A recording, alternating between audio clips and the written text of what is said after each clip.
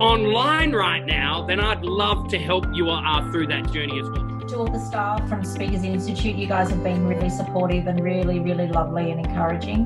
But to everybody else, for all of your honesty and your courage for stepping up here and just giving all, because I've learned so much from every single one of you, and it's just been really, really good. I just wanted to say, being out of the workforce for 6 years, looking after little kids, and this is the first course I've ever done, and it was astounding. It blew my mind. It was beyond my expectations. And thank you, Kate, for the feedback today. That was brilliant, and it's given me the confidence to back myself, because I didn't have that before. Because, you know, when you leave for a while and you come back, it's all a bit dodgy. So thank you. Sam, thank you.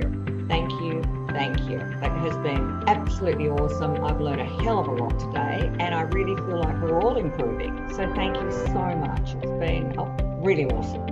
I wish everyone all the best on the course. I think it's a wonderful course. And Sam, you've created an amazing business, but I also want to congratulate the people you've got working underneath you, because it wouldn't be that great if you didn't have all this wonderful resource. And I congratulate them for supporting you. It's excellent. I'd actually just like to thank Sam and the team so much for everything you've done, but I'd really like to thank everybody else. I have learnt so much from all of you. It's just been so exhilarating. I'm so excited for each and every one of you, because it's just the growth in such a short space of time has been phenomenal. So thank you all very, very much. So I want to say, look, I've forever been doing courses and programs. I've probably spent over $350,000 in my life. This was worth every cent. I'm very, very impressed with the level of knowledge of the coaches. And they just kept offering gold nugget after gold nugget. Definitely was worth every minute as well. So thanks. Hi guys, I just wanted to say my work relies on face-to-face workshops, speaking at conferences around the world. So investing in this course is really about looking to the future. So it's really an investment in the long term. It's been a really, really professionally put together course. So commendations all round to all of you.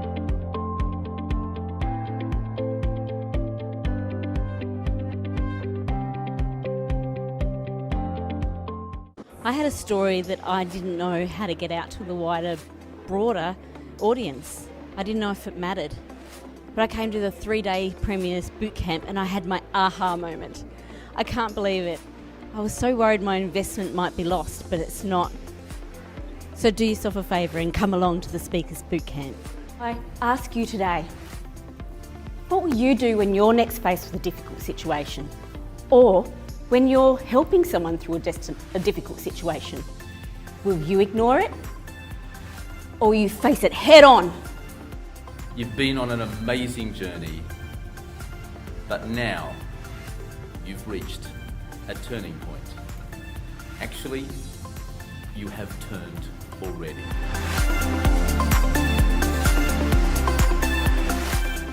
Hey guys, Sam Cawthorne here, CEO and founder of Speakers TV. Lean in where you can, give us any level of feedback, and we are really excited about your success. And don't forget, the best is yet to come.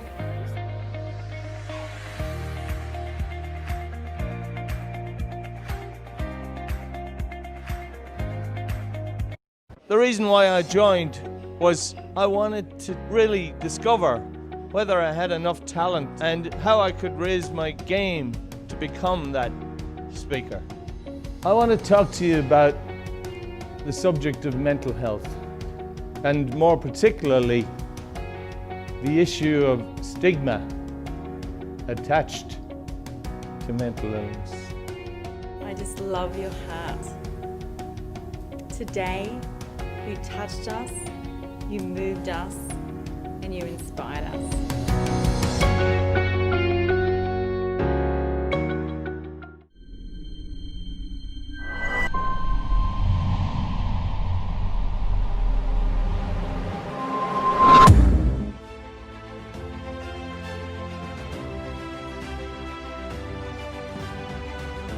What if I told you that there is a place where you can dream big? A place where you can learn how to be an influencer. A place where you can collaborate with others. What if I told you that there is a group of people just like you A group that's committed to make a positive impact. A group that believes in what's possible for the future. What if I told you that we can help you make a difference? We can arm you with the right tools to never be underpaid, undervalued, and underrecognized. What if I told you that you can join today, like right now? It's time to make a difference. It's time to shine. This is Speakers Tribe.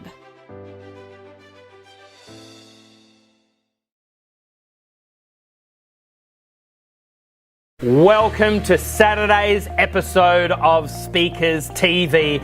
And if you've been tuning in all throughout the week, I'm super excited about today's episode because not only have we got people sharing their own amazing stories about getting their message out there, but also we really believe in you and your message.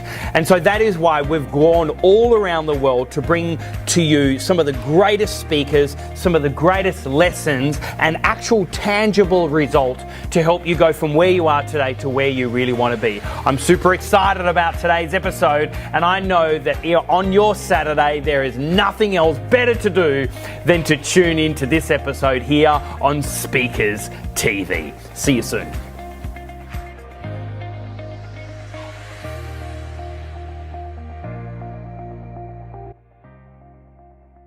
I'm now going to hand it across through to Michael. So over the next hour and a half, I'm really looking forward to discovering exactly what all these pictures are all over the wall. So again, can we just thank our two volunteers, Monica and also Shipper. All right, how's you going? This is Michael. Come on, let's get ready.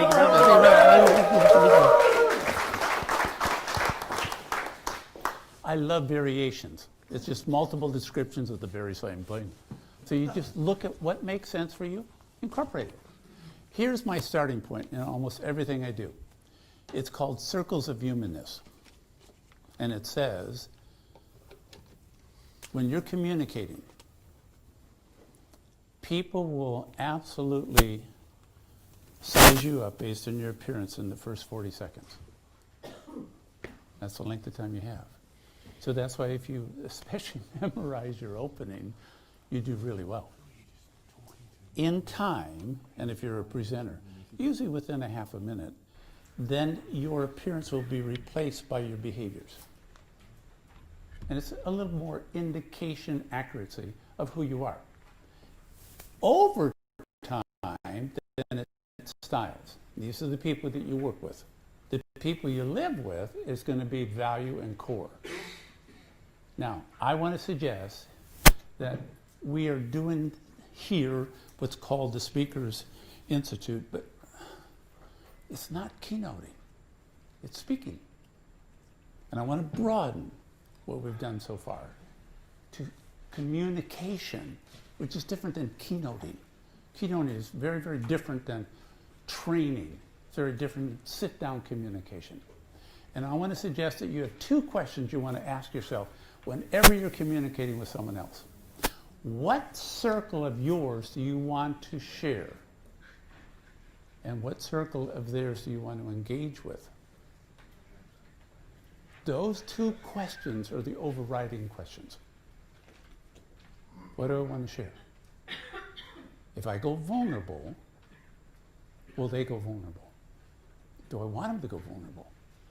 If I don't go vulnerable and they go vulnerable, so always ask yourself. Now, if you would, take your hand and spread it like this. We're going to just memorize these 5 circles. For those people that were here the last couple of days, this is the only thing that is a duplication from the other days. Touch your pinky and go with this one in terms of saying appearance. Ready? Go. Up.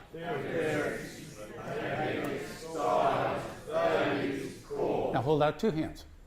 One hand represents you, one hand represents another, or a group, such as an audience. What level do you want to communicate on?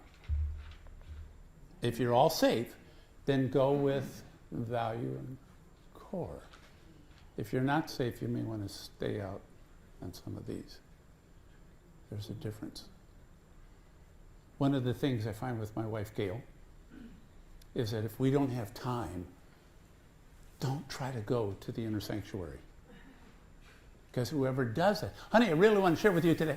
And you put your heart on your sleeve, and the other person doesn't have time, and they're just looking at behaviors, got to do things, and then you walk away hurt. Well, you set that up on you. So time is the variable that determines what level you want to know to engage with. The other thing that I want to do is we're only going to spend 1 minute on manipulation, because there's other things I want to talk about. But a way of thinking about manipulation is the following. If we say that manipulation is in the eyes of the beholder, some of you will agree with that, some will not. The question in my mind is, do I care if I'm seen as manipulating? Do I really care? What level do I want to expose and what level do I want to engage in? And we want to suggest that there are 4 levels of your own professional development. You have to know your content, then you have to know your process, perception, and permission. And we're going to define permission as who gets to talk about what and when do they get to talk about it. Still based on this. If I am a parent and I'm talking to someone who's in a high functioning state, in my mind, which is subjective, I want to absolutely know if I have their permission and do they have my permission. But if I'm a parent and I have a teenager and the teenager is acting dysfunctional, I could care less if I have their permission. I mean, otherwise, son, my case would be grandson, I want your permission for me to ground you so you can't go out this weekend. So you have to ask yourself, when do I care if I'm seen as manipulating or not? And if you answer that cleanly, I think you actually have 2 different standards. When I'm with a functional person or a group, I want their permission. If I'm with a dysfunctional person or a group, I could care less. So then, if I'm inside of a corporation and I have, this is my role with people that are reporting to me, and I have someone else that I report to, my real permission is not here if they're dysfunctional. My real permission is, do I have your permission to kick ass? Where is your level of permission that you come from? And I want to suggest one of the strongest things that this institute will teach you is how to gain permission from yourself to do what is powerful. That to me is what's so cool. Most of us, we go through life negotiating with yourself in front of someone else. Don't do that unless it's your spouse. Then be an ambivalent saying, well, I feel this way and I feel that way. Guys, it's so hard for you to do that. Learn. Females, don't do it in business, but do it at home. Listen to it again. We have a tendency to feel more than one way at the same time. When you're in an intimate situation, you want to share that. But when you're in a business negotiation, I would not recommend doing that unless they're willing to share from their side also. Sort yourself out. Know where your core is, know where your values are, and you'll be okay. But otherwise, it's like holding up a mirror and going, I feel both ways. By the way, teenagers, boy, they read their parents. The parent goes, you've got to stay within the curfew. You've got to be home on time.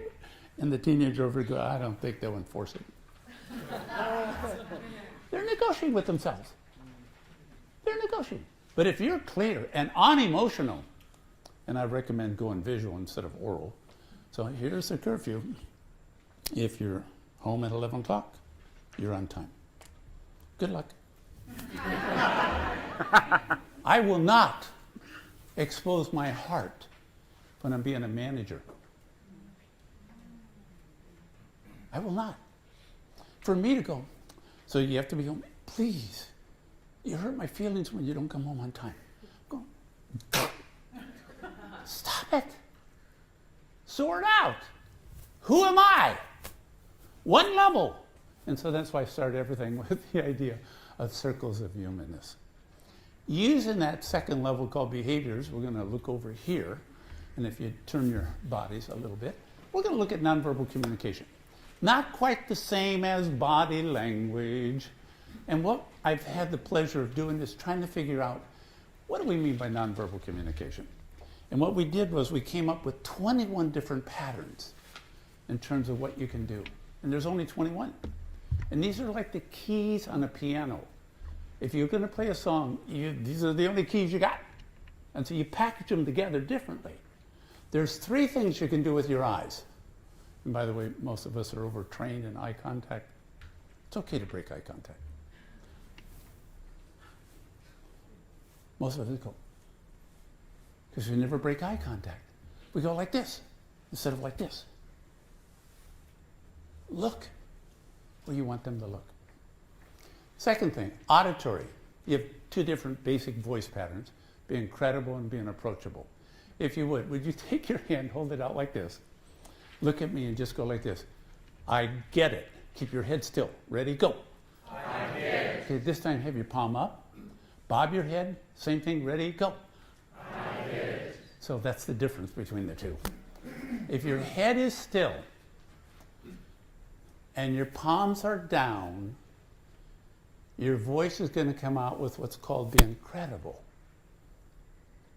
If your palm is up and you bob your head, as Australians are famous around the world for doing, we end up being seen as friendly.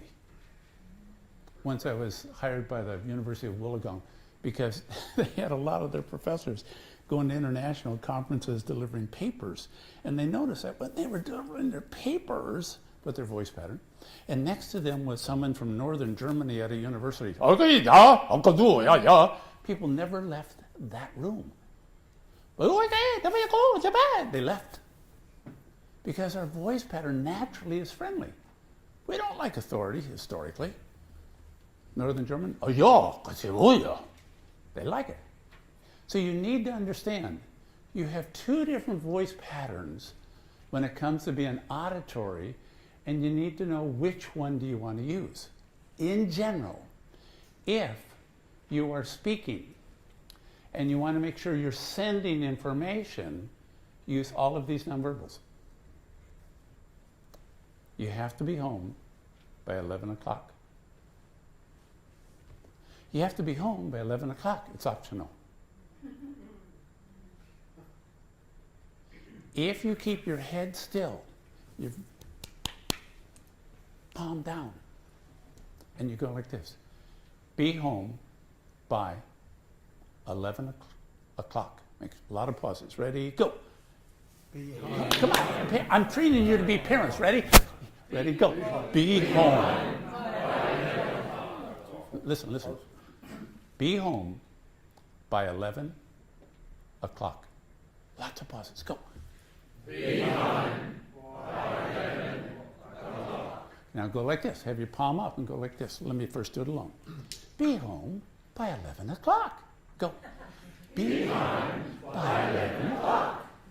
So you end up understanding this voice called credible, whether you are speaking or listening, gives off the impression it's not open to negotiation. It's a given. This one, whether you're listening, says let's dialogue. So if you want input, you have to do this voice. Here's done the wrong way. I don't get out in this region very often, but as your home office boss, I'm here to talk to you today. You know I'm a very open person. You are safe no matter what you say. Who wants to talk first? Same content. Come on. Watch. What you say, just like Clinton said, you got to memorize that so you can operate on a different level. So now if I want to say that very same thing, I want to make sure I'm clear about it. You know, as your regional boss, so I want to stay credible on that one. Feel free to help out if you want. We got it.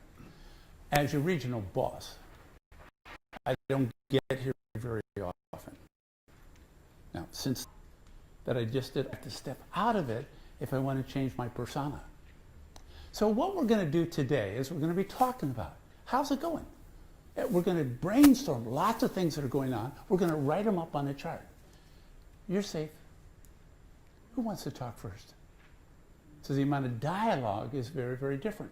So sometimes in the same opening, I have to do credibility, then I have to do approachability. But I don't want to do them in the same place because it will just mess it all up. So just a step away makes a difference in terms of what happens. With that in mind, we find that the kinesthetic is what absolutely Clinton is marvelous at. The idea of taking up space, having almost, if you would, you could turn off the sound and still guess if someone was saying a different language or it was mute, what the communication is. Why? Because this is it. Look at all of those.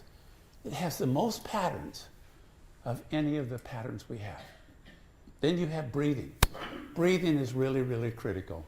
And thank you for being willing to put your hand and making sure one hand gestures, the other one makes sure that you're breathing low whenever it's critical. That's why you can't do two-hand gesturing unless you have it down. If you have it down, go ahead and use both hands. But if not, boop.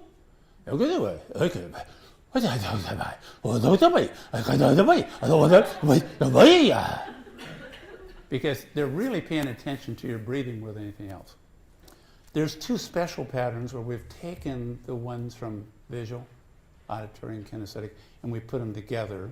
And for those people that were here the last couple of days, would you raise your hand?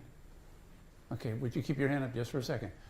Anytime you want, when we have a moment, like at the end of the day, please share with them what is pattern number 21, which is called pause and look intelligent. It's really what you were learning up there. See, if I don't pause at all, if I become an incessant talker like this, there's no way you can see me as an intelligent person. But I have to make sure that I understand if I do pause, will I lose you during the pause? So what do? I make sure that I always gesture when I'm talking. And then when I come to a pause, wherever my hand is, I leave it there until I talk again. And that's what I hope that the graduates will share with you. It's pattern number 21 that makes a very nice difference. If someone asks you, what did you learn today? I would recommend as a possible explanation is you increased your nonverbal intelligence. And what do we mean by that? Most of us go through life in a reactive state. You want to be proactive. You want to be able to recognize what is going on. Well, how do you do that? Well, you first have to recognize, okay, a dynamic just happened at this meeting. Now the question is, do you know the name of it? If you know the name, put the label on it, and you're okay. You're present. Because if someone raises their voice, and you're at the meeting, you go, that's important. But you don't know what it's called, you become preoccupied. You're not paying attention in the now, you're in the former now. Hands if that makes sense, I need to check. All right, to stay in the now, you have to have an increased vocabulary of nonverbal patterns. You have to know what it's called to be present. Why do you want to do nonverbal intelligence? Because the ability to predict allows you to use influence instead of power. Just think about that. If I can predict, I can use influence instead of power. Example, you're on an airplane. You're on the tarmac. We take off. The pilot's voice comes on, and it's really rocky. And the pilot goes, we may be experiencing some turbulence. In your mind, you go, yeah, right, Sherlock. They're telling you after the fact. That's called reactive. If you're going to be a leader, you have to be able to predict what is going to happen before it happens. You're on the tarmac. Pilot comes on. And they always have this really flat voice. They absolutely love being credible. This is your captain speaking. They always drop their chin down. Look at that door. Look at that door. Look at that door. So when I'm in a foreign language, I'm going, same thing. The higher position you have, the more you tend to go credible. the lower position you have, the more you tend to be approachable. And the pilot comes on and goes like this. This is your captain speaking. Look outside. Yes, it is windy. We've been taking off safe all day long. Lots of pauses. Listen again. All day long. Ready? Pilots, go. All day long. Nice. Now do it fast and go like this. Watch. All day long. Go. All day long. I'm not secure. Could I have another pilot? Because if you're going to be a leader, you have to seem calm under pressure. That is based almost always on being able to pause. And when you pause, you have to breathe. See, if I pause, but I don't breathe, like this, watch. Pretend I'm seated. All day long. Yes, all day long. So take your non-dominant hand, most of you are right-handed, take your left hand, put it on your abdomen. And you can say all day long, but you have to pause. And every time you pause, make sure your hand goes in. Get ready, go. All day long. A little bit longer on the pause. Ready, go. All nice. day nice. long. Okay, now just a pinch shorter than that. You'll be fine. Ready, go. All day long. Passengers are fine. The last test they have in any aviation when a commercial airlines is hiring someone is all the people they're going to approve or not approve you is in another room. Why? They do not want to see your appearance. Because people can't see your appearance until the flight's over. So we have to convey competence through our behavior of our voice. Understanding that makes all the difference in the world. Get your content down, just like Clinton kept saying. Practice, practice, practice, practice. Then know what to do with it. It makes a very nice difference. When the pilot can predict and say, we will be taking off, it is windy, and you will be fine. And they go into, you will be fine. It's almost sliding into the pause. Listen again. You will be fine. Ready, go. You will be fine. Hi, do it again without using your hand. Ready, go. You will be fine. No, you missed it. Okay, go back to your hand. Your hand makes a difference. Watch. If I go like this, you will be fine. I don't get it. You will be fine. Use your hand. Ready, go. You will be fine. Okay, drag it. Listen. You will be fine. Drag it. You will be fine. Okay, now without your hand. See if you can do it without your hand. Drop the volume down a little bit when you will be, and then when you get to be fine, that's when you almost have to whisper. Ready, go. You will be fine. Okay, now pause in a little bit more and go like this. You will be fine. Go. You will be fine. Nice. What happens is, you predicted to the people that we are going to have some turbulence for the first 10 minutes. You take off, everyone's in their seat. When it starts rocking, everyone feels comfortable. Here's an understanding of the difference between influence and power. If you can predict, you don't have to fix.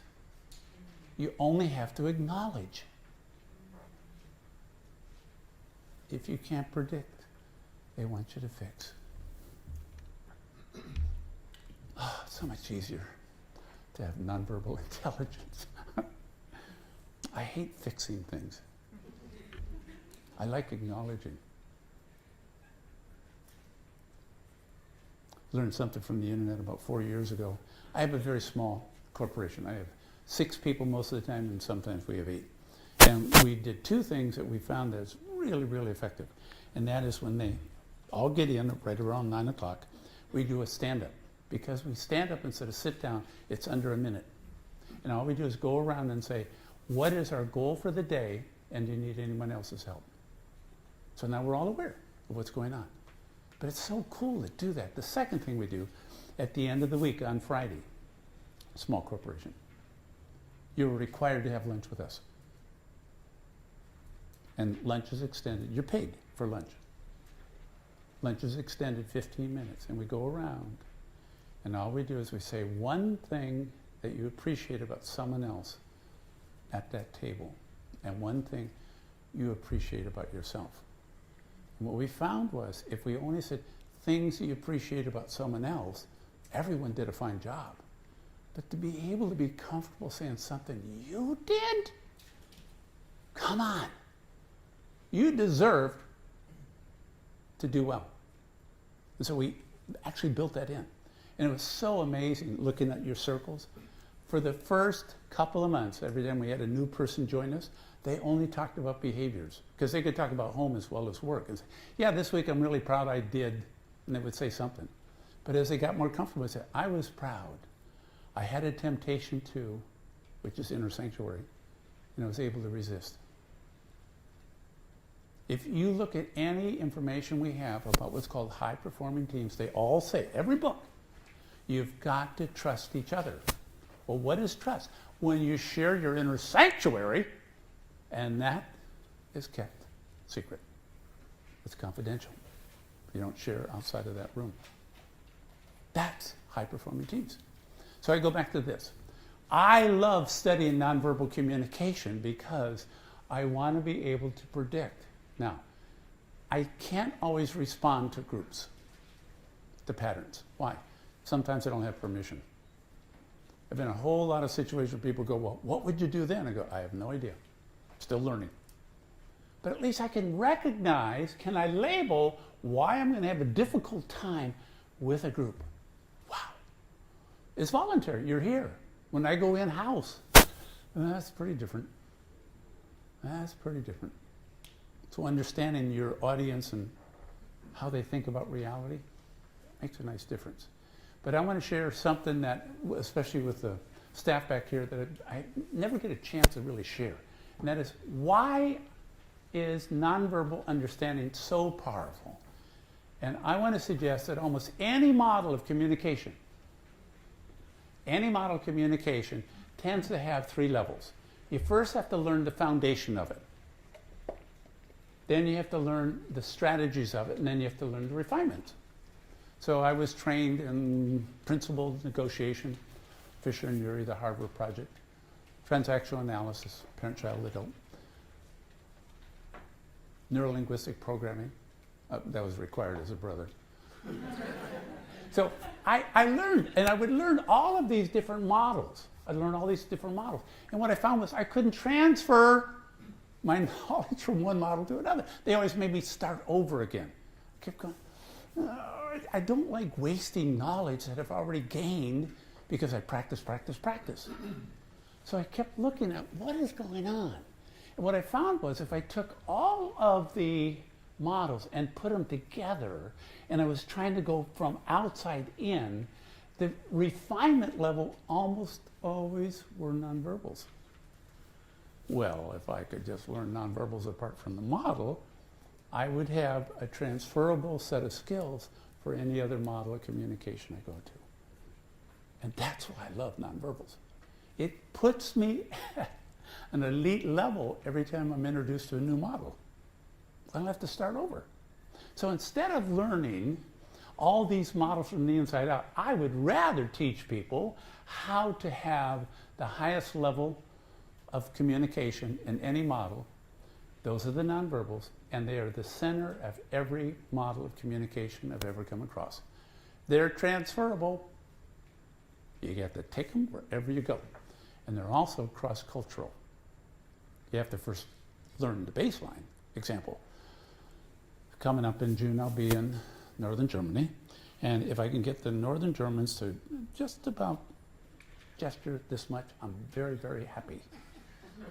If I have someone in the audience that happens to be Bavarian, they'll be out here. And after that, I'm going to go on to Italy. And Italy is very... So the baseline is different.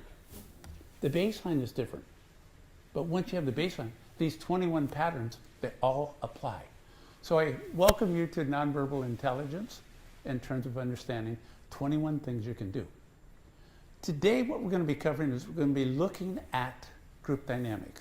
Before I go to that wall, 1 or 2 questions, if you'd like, about this wall. 1 or 2 questions. In that circle of nonverbal, where you bring in the circle,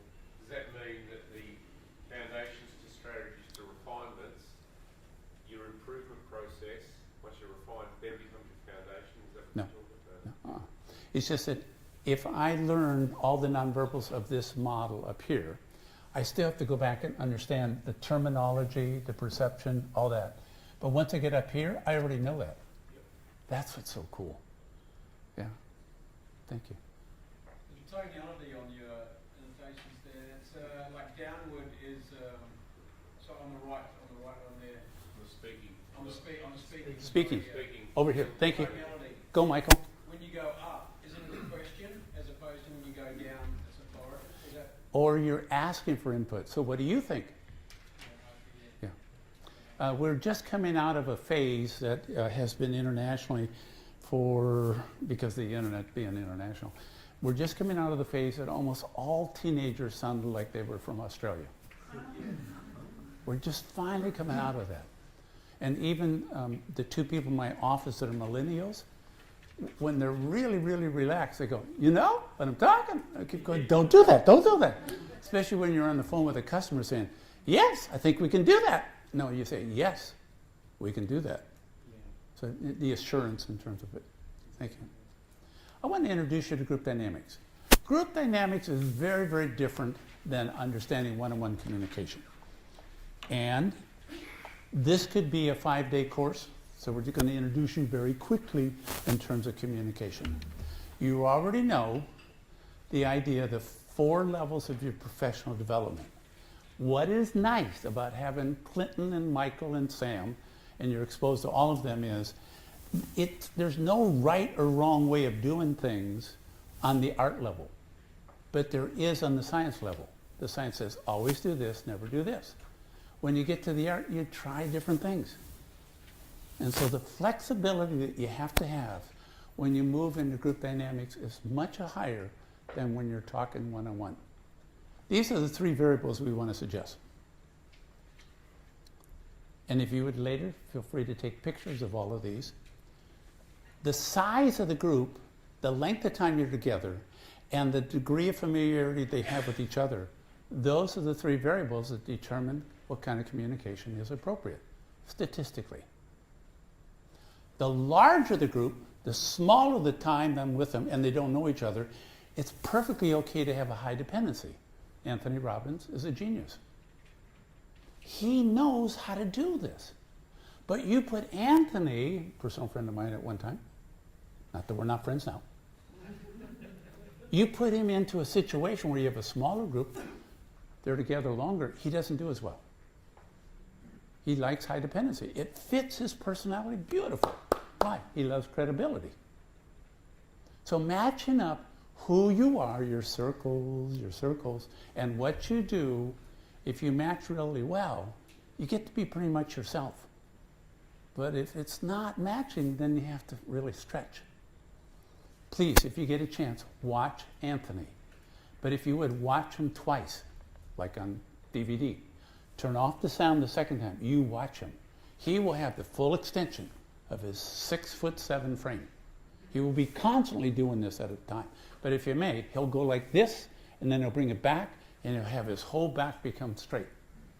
He knows that if we have a big group, audience, stadium, short amount of time, they don't know each other, the only way they're going to learn is if they feel safe. The safety is because he's the pilot. He's not a flight attendant. After the pilot finishes, this is your captain speaking, then I love flight attendants. This is your flight attendant. We'll be moving up and down the aisles. If there's anything we can do to help you, don't hesitate to ask. The pilot oftentimes will go like this. Wait, yeah. If there's anything we can do to help you, don't hesitate to ask. Now, on a verbal level, they're saying, yeah, I'd love to help you. But a nonverbal level is, I'm flying the plane. I'm flying the plane. So sometimes you have to convey a lot of really critical information non-verbally. You can't say it. You can't say, I could care who, I just want to make sure we land safely. So understanding that the same thing is true. Because you're going to have the flight attendants moving up and down the aisle, you do get to know the flight attendants. Therefore, you have to be different. You have to have a low dependency on flight attendants. High dependency, go credible. Low dependency, go approachable. understanding the difference between that. Now, the size of your group makes a huge difference. Rule of thumb. If it's 16 or under, sit.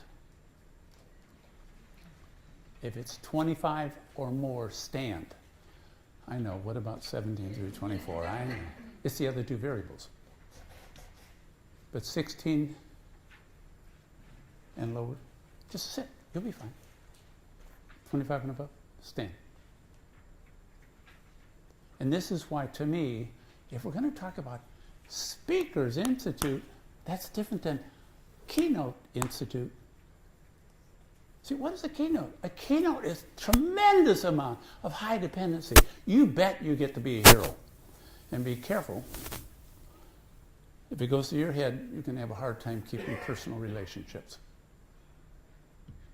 Let me just say it again.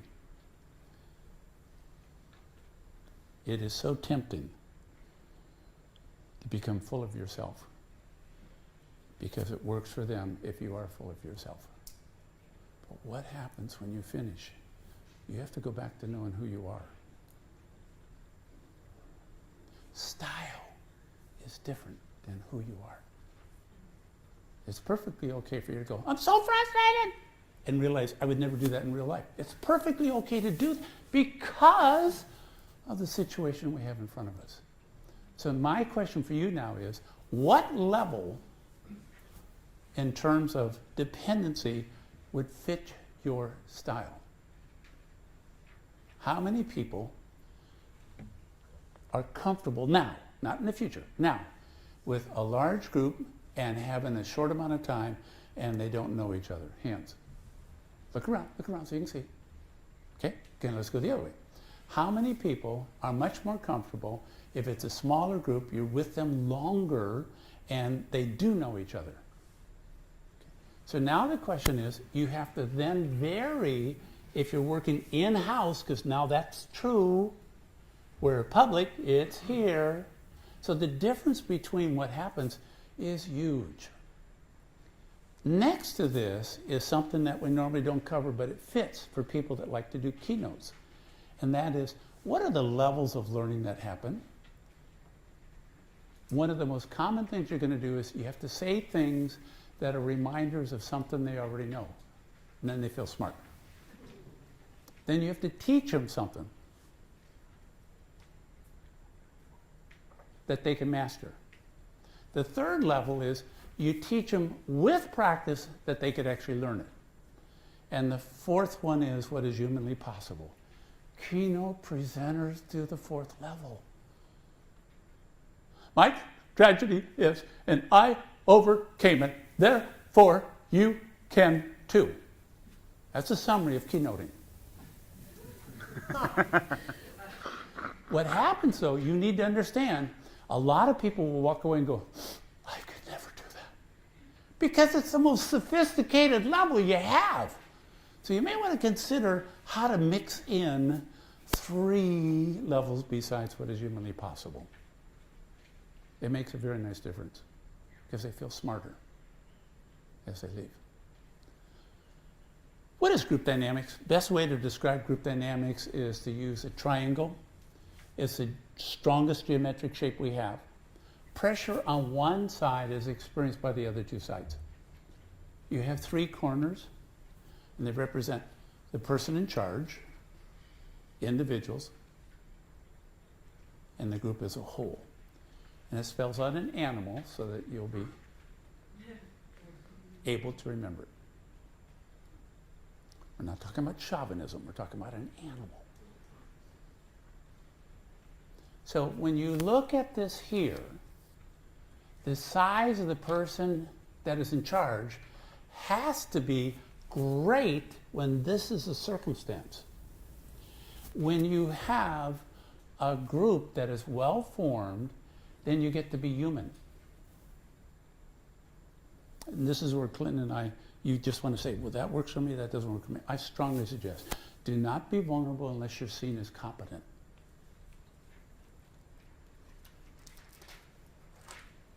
You have to first show that you got abilities. Then they feel safe. But for you to go vulnerable too soon wouldn't work as well. Just my opinion. Here would be an example. Let's take the pilot and the flight attendant.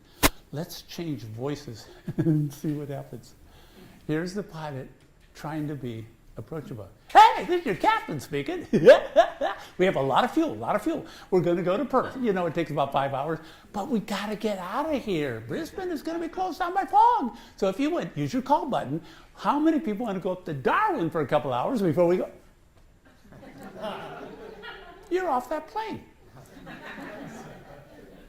Because the higher the level of the person, the more they tend to be credible.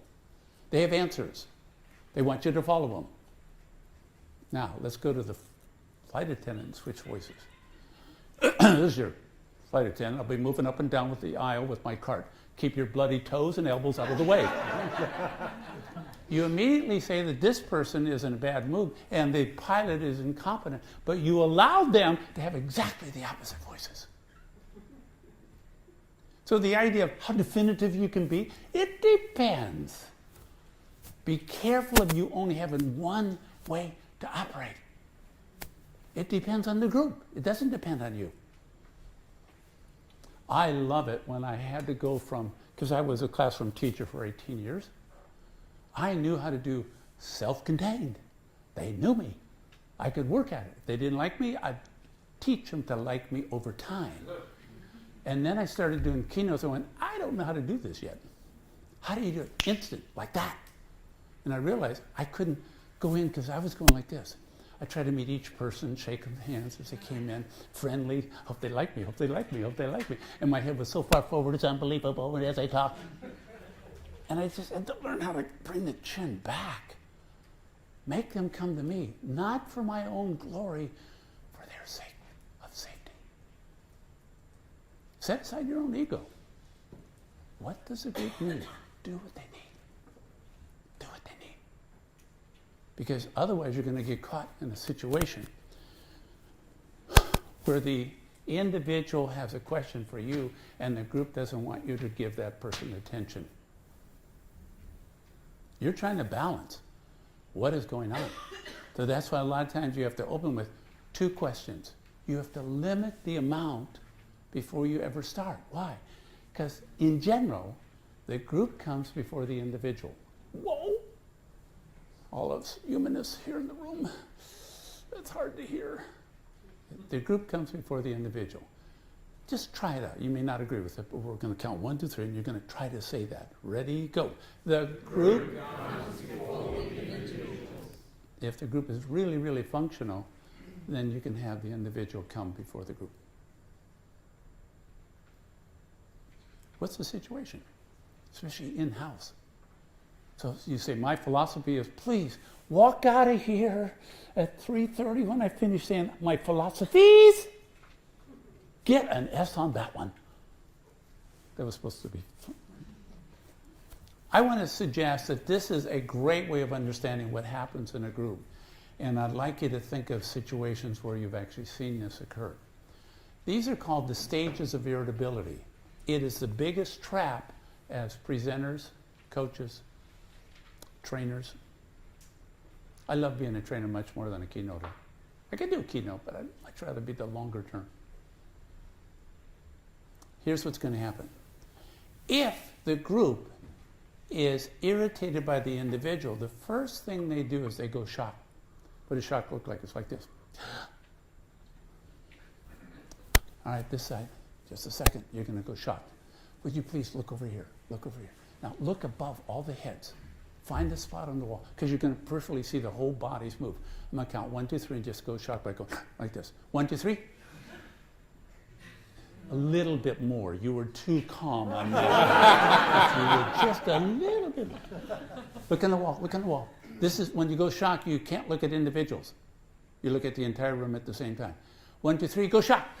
That's exactly what happens. Over this side. Find on the far wall. Find on the far wall. Ready? 1, 2, 3. Your neck. I have insurance for that if it came back too far. You're good. Okay, you're good. Okay. Mandagore and you're okay. Here's what's going to happen. If the individual continues to be inappropriate in the eyes of the group is going to go to confused. Now, confused is very different. Why do you need to know this? If you only have one philosophy, I always handle the individual and the group sees the individual a certain way, you're stuck. You got to have at least 3. What does confused look like? It's here. Your forehead goes like that. When you want to watch confusion, you have to watch individuals. Find a couple people you want to look at. In just a second, we're going to say 1, 2, 3, and you have to go like this. Ready? 1, 2, 3. Some of them look really mean, by the way. Really mean. Back over here. Ready? Find individuals. Find individuals. So for the shocked, you watch the whole group. For the confused, you have to watch individuals. 1, 2, 3, be confused. Have you practiced that before? You say, have teenagers at home. Now I get it. Okay, I remember. Okay. So what you're going to find is this. If the group is shocked at the individual, I have to treat the individual nice, because the group will think anything I do with the individual, I would do with them. You can't manage someone when a group is unformed and they all see themselves the same way. You can't manage them. So how do you get the group to understand that this person is different than everyone else? One of the things you can do, if it's a public program, is ask the person's name. Is it Janet? Janet, so you're asking, and Janet, you're asking, and Janet, what you want to know is Janet. And pretty soon everyone goes, that's Janet. I can do anything I want. Janet, I'll see you during the break. And everyone goes, oh, that's great. But if I say that and they don't know that Janet's name is Janet, then you say, if I ask a question, he's just going to say, see me during the break. So there's no distinction between who's a member on the inside circle of being functional and those that are dysfunctional. You have to make that distinction. And you do it through name recognition. The last one is called annoyed. Annoyed is one of the finest things to appreciate if you belong to any kind of an organization that meets at least once every 2 weeks. And annoyed is when there's certain people that are already in that category called annoyed. And as soon as they talk, you go like this, no, talking again over there. I want you to think about any kind of a group that you belong to, including family. There are certain people that have no permission at all to talk. You haven't even heard their content, but it doesn't matter. They're cut. So here's full annoyed. Doing it again, doing it again, doing it again. Janet's doing it. Here's if Janet is a bully. You would never make a noise aloud because you don't want Janet to be beating you up at recess. So you go like this. And the person you look at is the one that confirms your sanity. All group dynamics are shown when a group is annoyed with an individual. It's one of the biggest insights. If you turn and look at him, I know that he confirms your sanity. But if, Craig, if you're the one who's everyone's annoyed at, you would never know this. This is a little bit different in terms of what's going on. Would you please just take a moment, because this is very conceptual compared with what we did this morning. Think of a group that you know, that you're a member of, and do you have anyone in that group that already has a status of every time they talk, everyone is shocked. Every time they talk, everyone's confused. Every time they talk, everyone is annoyed. Then we're going to bring you back and say, well, how do you respond to that when it happens? Please first share. You have 1 minute, a neighbor. Groups in which you know that this is going on a regular basis. Talk, talk, talk, talk.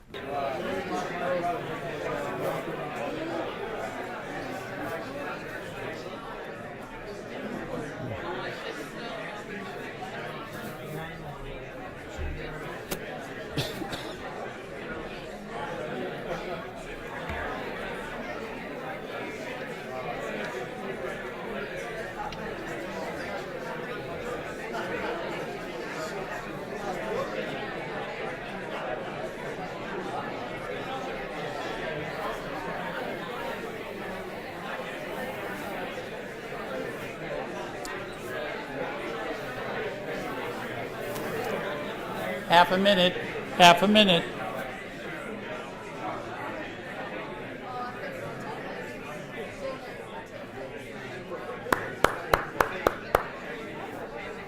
By the way, if you're ever with a group that's been around for a while and you can't figure out what's going on, just pretend that they're all teenagers and you'll understand exactly what's going on. Because with teenagers, the more someone takes on authority, the higher the status is among the peers. And that happens among adults. I strongly suggest teenage, the word teenage is chronological years. Adolescent is a mental state of feeling sorry for yourself. And we all have it. We learned it at a very early age. So just understand, oh, that's what's going on. So back over here. What do I do if I'm the person in charge? Because we're going beyond keynoting, we're going beyond training. Sometimes you're a consultant, sometimes you're a facilitator. If the group is shocked, be as gentle as you can with that person. But make sure you keep saying their name so the group gives you permission to treat them differently than you treat anyone else. If the person even asks you such things as, do you call those braces or suspenders? And if everyone goes, you really have to be gentle and say, that's a really good question. I think in America they call them suspenders, and I think here we call them braces. Now if the person asks me another question, I say, another good question, could you see me during the break? So I'm gentle on the first one, but I have to make sure if the person continues to act that way, I have to recognize what are the stages that the group is most likely to go through, and can I progress my own response to it. So if the group is shocked, be gentle. If the group is confused, you either delay or warn them. Delay is, can I see you during the break? Warn them in terms of saying, that's not why we're here. But you have to make sure you use the right voice. It's got to be a pilot voice. If you go flight attendant, that's not why we're here. That means they have full permission to be inappropriate. Excuse me. That's not why we're here. Watch it again. Excuse me. That's not why we're here. Get ready. Get your hand ready. Get your hand ready. It's going to be, excuse me, then pause. Ready, go. Hold it. Now say it. That's not why we're here. But you have to be really careful. If you bob your hand, watch. Excuse me. That's not why we're here, even though your head is still. No, the hand has to stay flat. Watch. Excuse me. That's not why we're here. Ready, go. Excuse me. That's not why we're here. Now, if you can, your voice is beautiful. See now if you can do it without blinking. Watch. If I blink, excuse me. That's not why we're here. The eyes have to stay open for you to have the full impact of being highly credible. Because every time you blink, people tend to misinterpret that as you're shifting pictures, which means you're not congruent. So learning how to keep your eyes open and not blink. If you have contacts, never try this. It won't work. But when I first read about this in one of Michael Caine's books on acting, and he was saying, you look at any climax of a really, really good movie, you'll see that whoever the star is, they never blink. So I actually took, my DVDs and my favorite, went to the chapter that's the climax and watched it, turned off the sound and went, whoa. And then I read in another book that the humans tend to blink about twice every minute. I said, well, how can I learn not to blink? So I grabbed one of my grandsons and sat him and said, we're going to have a stare contest. I lost. Give me another grandson. And what I found was I have to breathe low. If I breathe high, I'll blink. So when I do this, excuse me, that's not why we're here. And if you want to get really good, besides not blinking, as you say the second half, do what's called Morgan Freeman. Drop the chin down. Males and females. It is powerful. It is powerful. You're indicating, don't mess with me. I'm so congruent, you don't want to take me on. Watch it again. Excuse me. That's not why we're here. Now, pair up with someone next to you. Do it wrong, then do it right so you can see the difference. Do it wrong, do it right. Ready? Go! Find a neighbor, find a neighbor, find a neighbor. Keep the head still. Keep the head still, Susan. Head still. Don't bother. Oh, good. Well done, well done, well done, well done.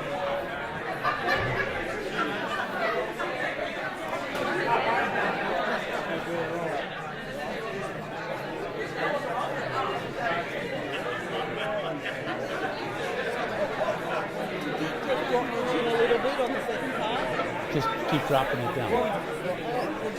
Yes, but don't bring it up. Down, down, down. Yeah, yeah, yeah.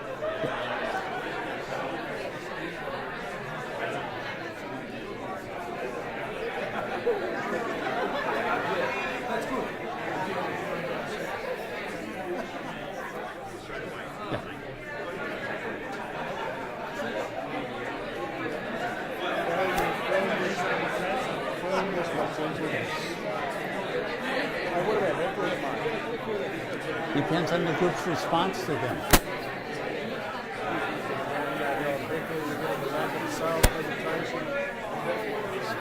It depends on the group. It depends on the group. Yeah. Can I do it to you? Yes, yes. Let me, in just a second, you'll say, I'm going to be Michael and you say, I love you, honey.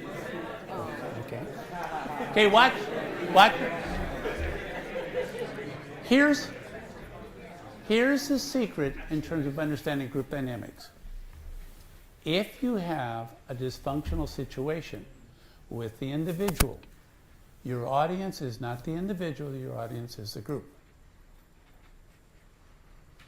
For you to try to manage someone who's inappropriate as your goal, boy, it's just going to cause havoc in your brain. When you're doing management and discipline, this is not your goal. Your goal is over here. This is a major breakthrough. Watch. When I manage and I'm trying to have this person comply, when I discipline, I try to have this person comply. If they don't, I feel like a failure. Oh no! Don't do that.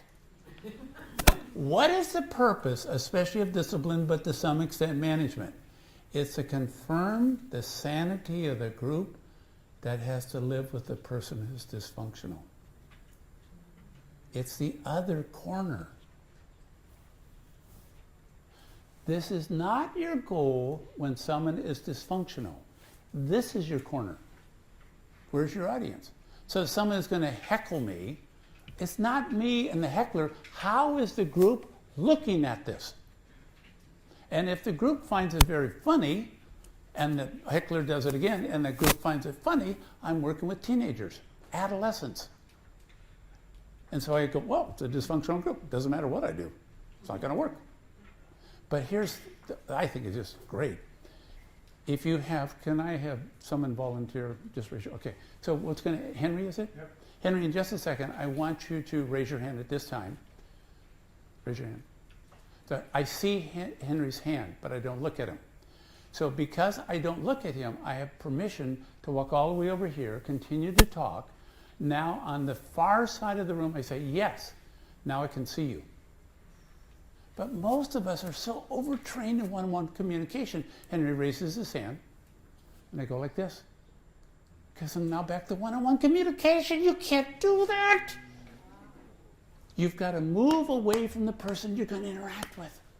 Why? So you can see the group. Which corner are you communicating with? The group comes first. So be aware. Be aware. And the way you do that is, in most Western worlds, Henry raises his hand, I see the hand, and I walk away. I'm rude.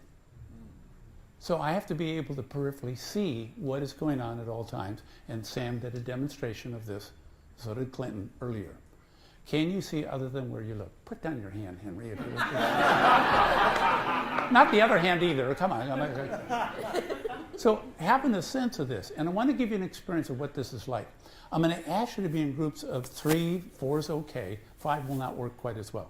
And if I may, can I have 3 people just come up here real fast? Donna, I know I still owe you the one thing, but I haven't done it yet. Okay? And Donna, you're in the middle of 3 people here. So would you mind standing up right there? And you're going to turn around, and you're going to face this chair. Now, what I'm going to ask you to do is I want you to ask if you can continue to look at this chair and just say blah, blah, blah, blah, blah, blah, blah, blah, blah. While you're doing that, Craig very slowly is going to take his outside arm.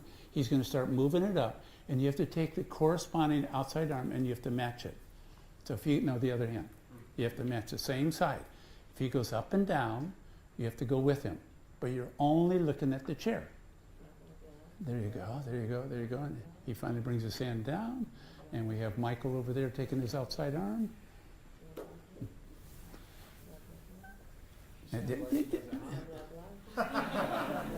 Just do one hand at a time. Okay, now, just so we can see what's going on, do you mind standing up? Do you mind standing up? And take your chair and turn it around, Michael and Craig. And Donna, if you would come and stand in the middle so people can watch what you're doing. So if you would, please. There we go. Craig, Michael. So if you would keep looking right there and start off with just blah, blah, blahs. Only one arm at a time can go up, though. Blah, blah, blah, blah, blah, blah, blah, blah, blah, blah, blah, blah, blah, blah, blah. Blah blah blah, blah blah blah, blah blah blah, blah blah blah, blah blah blah, blah blah blah, blah blah blah, blah blah blah, outside. Blah blah blah, blah blah blah, blah blah blah, blah blah blah, blah blah blah. By the way, if anyone ever wants to do a job interview, this is one. You can stop it a second. No, right here. One of the things you're going to find. This is one of the cleverest things to find out if you have someone who's what's called a pacer or a leader. Watch. If this hand goes up and this hand follows it, then she's what's called a pacer. She'll be an excellent team player. But if she gets above and she starts leading him, you have to put her in a higher position. I'm serious.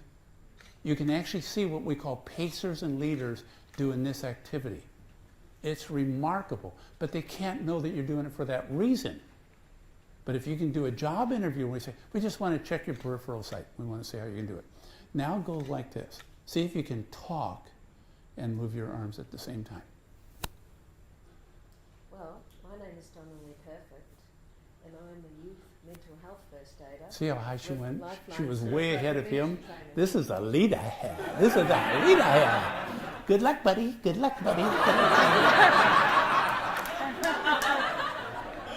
Now, if we can rotate, would you mind sitting there? Sure. And Michael, you come up. So, Michael, you're doing the same thing. Start off just going blah, blah, blahs. Clinton would be proud of you right now. Right now. So see if you can look here, do blah, blah, blahs, and then Blah blah blah blah blah blah blah blah blah blah blah. one of the outside arms.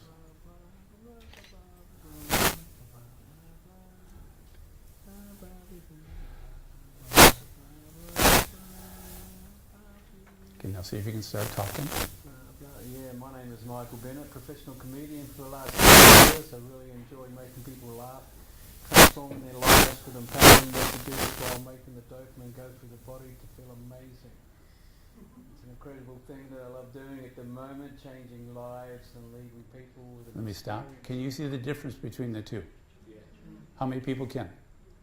Yeah, I'm a husband. Oh, shouldn't have done that. So if I may, A husband, not your you're going to find that this is an incredible, and especially when I work with staff development, I will say, hey, I want you to watch the audience, but I don't want you to look directly at people. So could we practice this? I get so much information from this. I know exactly what role to put different people in. Now you're going to have about 4 to 5 minutes. You're going to be in groups of 3, 4. I would not recommend 5. It just takes too long. But only do blah, blah, blahs and start talking. And just notice your outside hands. And then at the end of 4 or 5 minutes, I'm going to clap. I'm going to bring you back. This is the #1 skill you have to use to go from one-on-one communication to group dynamics. Peripheral sight. How far can you see? Can you hear that page that just dropped, the booklet? Can you hear that one? So you have to be able to hear and see without ever looking at a group. And I was blessed to work with teenagers as a teacher, because if you look right at them, it will not work. So I had to learn how to work with resistant people. And then I can work with resistant people, because you're going to find adults are no different when they are dysfunctional than kids are. They're exactly the same. You're going to be spreading your chairs out. You have about 4 or 5 minutes. Grab some people. Work on it. Work on it. Let's go. Let's go. Fours and fives.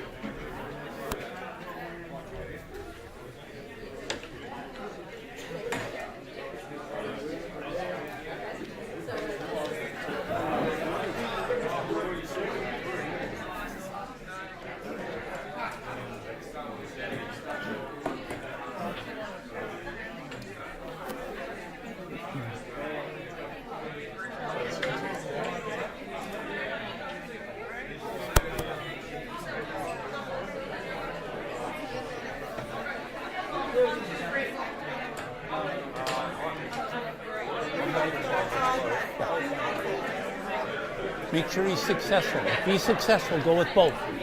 Let's start off success and then the add. Okay?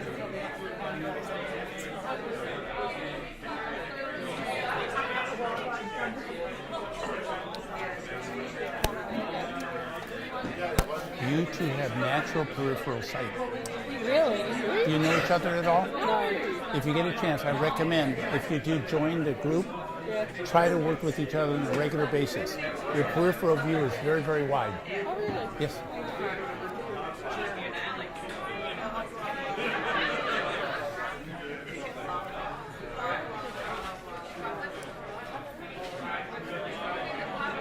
Could I suggest something? If you watch everyone that's doing it well, they're frozen, there's no blinks. So the physiology of staying outside yourself is extremely accurate. You can teach people how to stand. No one is standing with the weight of one leg more than the other. You have to stand a certain way to be able to see. This is part of my perception.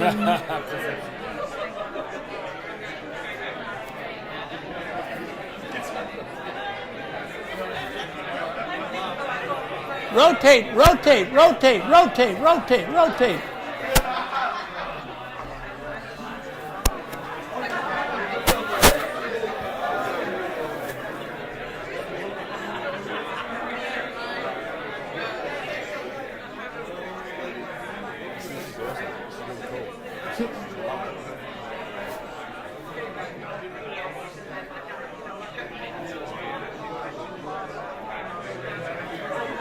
Keep your weight in both feet. Keep your weight in both feet. There you go.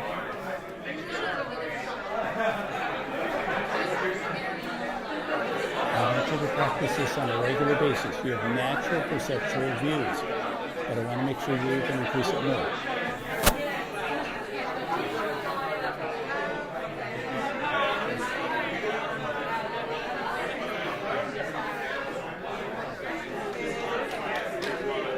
Rotate, rotate, rotate. Last one. Let's go. Rotate, rotate.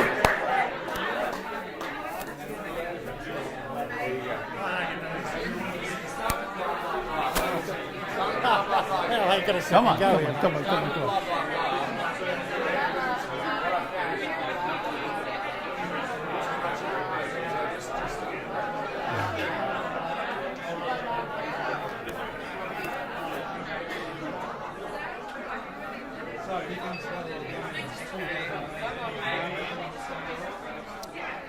Jody, Jody.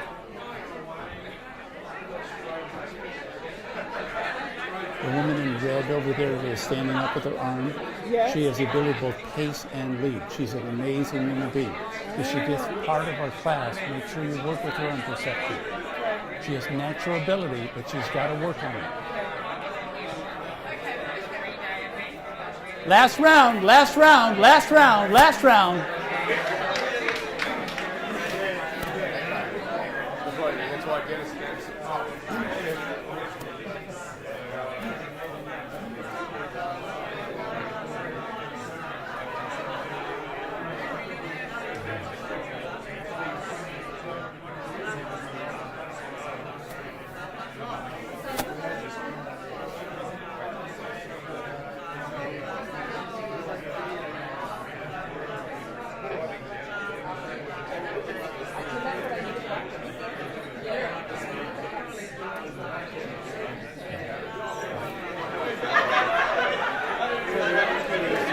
stay equal with the person opposite. Yeah. You have natural ability to lead. That's what makes you so successful. Don't you dare change about that. Thank you. I need to exercise the flexibility. I understand about the flexibility that you need. I understand, my friend. But the strength of your person is so obvious.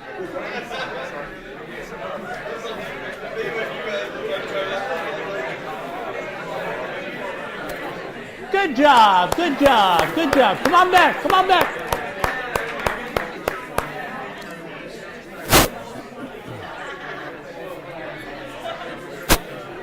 It's cheery. Yeah, so because at the start you pointed and said, we're not here for that, as opposed to you're not hands open. There's two congruencies. No, always all thinkers. Yeah, it's always having things, yeah. Just that when you first did it, you Yeah, I know. I know. Yeah. I'll keep it. Thank you. You can steal one more. I'll take it. Thank you. Now you have about 20 minutes before we finish. You have in front of you, if you're interested, a half sheet of paper. You can fill it out so that you can be notified of other programs we have coming up. If you're part of the last couple of days and you already filled it out, you don't have to fill it out. So these are people that are here for the first time. The other thing that we put on those half sheets of paper is about 4 to 5 Post-its. What I would recommend is that you come to a training, you get lots of good information, but will you remember it 2 months later? So we recommend that you take and put one concept that you really like on one Post-it, find another concept and put it on another Post-it, and try to fill out 4 to 5 Post-its as we finish up. We left the flip charts up so you can look at what do I want to remember. Now, if you are a trainer, but you have a background in being a keynote, you have to switch from being oral to being visual. It's the biggest shift because when you're doing oral, the high dependency, I'm the only one that remembers what I said. The PowerPoint has now disappeared. When you go to training, you have to have a lower dependency, which means they have to be able to re-access anything you say. So please, increase visual when you go from keynoter to trainer. And it makes a nice difference. Same thing when you coach. Make sure you go visual. So when Clinton and I were up here, if we had more time, I would have written out what we wanted to work on. Then you have it. Because if we don't write it out, you have to come back to us. So I mean this respectfully, the Anthony Robbins of the world have a high dependency. You come back to them, which is different than empowering. Visual empowers. Very good. Oral does not. Yep. Oral does not. Please empower people. Yeah. Please empower people. It makes a nice difference. So while you're filling out the half sheet of paper, if you want, and filling out 4 or 5 Post-its, I'm going to ask if you would like to have 4 people come up here. I'd recommend 2 males, 2 females in just a second. And I'm going to do what's called a profile. And I'm going to show you to the extent of what is humanly possible with nonverbal communication. Because I want to suggest that people are showing their styles and their values all the time through their behaviors. I'm going to show you what this is the ultimate end, which is called, Pauline, you're so special. Yes, you get to come up. Please come up. Henry, I'm looking for a female, if I may, please. Have a seat, have a seat, have a seat. I'm going to move your chair forward just a little bit, if I may. Sorry, Henry, sorry. Please. And if you'd face just a little bit more. How many people know this person? How many people know this person? How many people know this person? How many people know this person? Okay. So 2 are more known than others. What I'm going to do is, if you would just watch and wonder why I'm doing all this. I want to strongly suggest that if you want to understand group dynamics, you have to watch what's called barometers. If you would, take your fingers and wiggle your 4 fingers. And as you wiggle them, please say, these are the grapes. Go.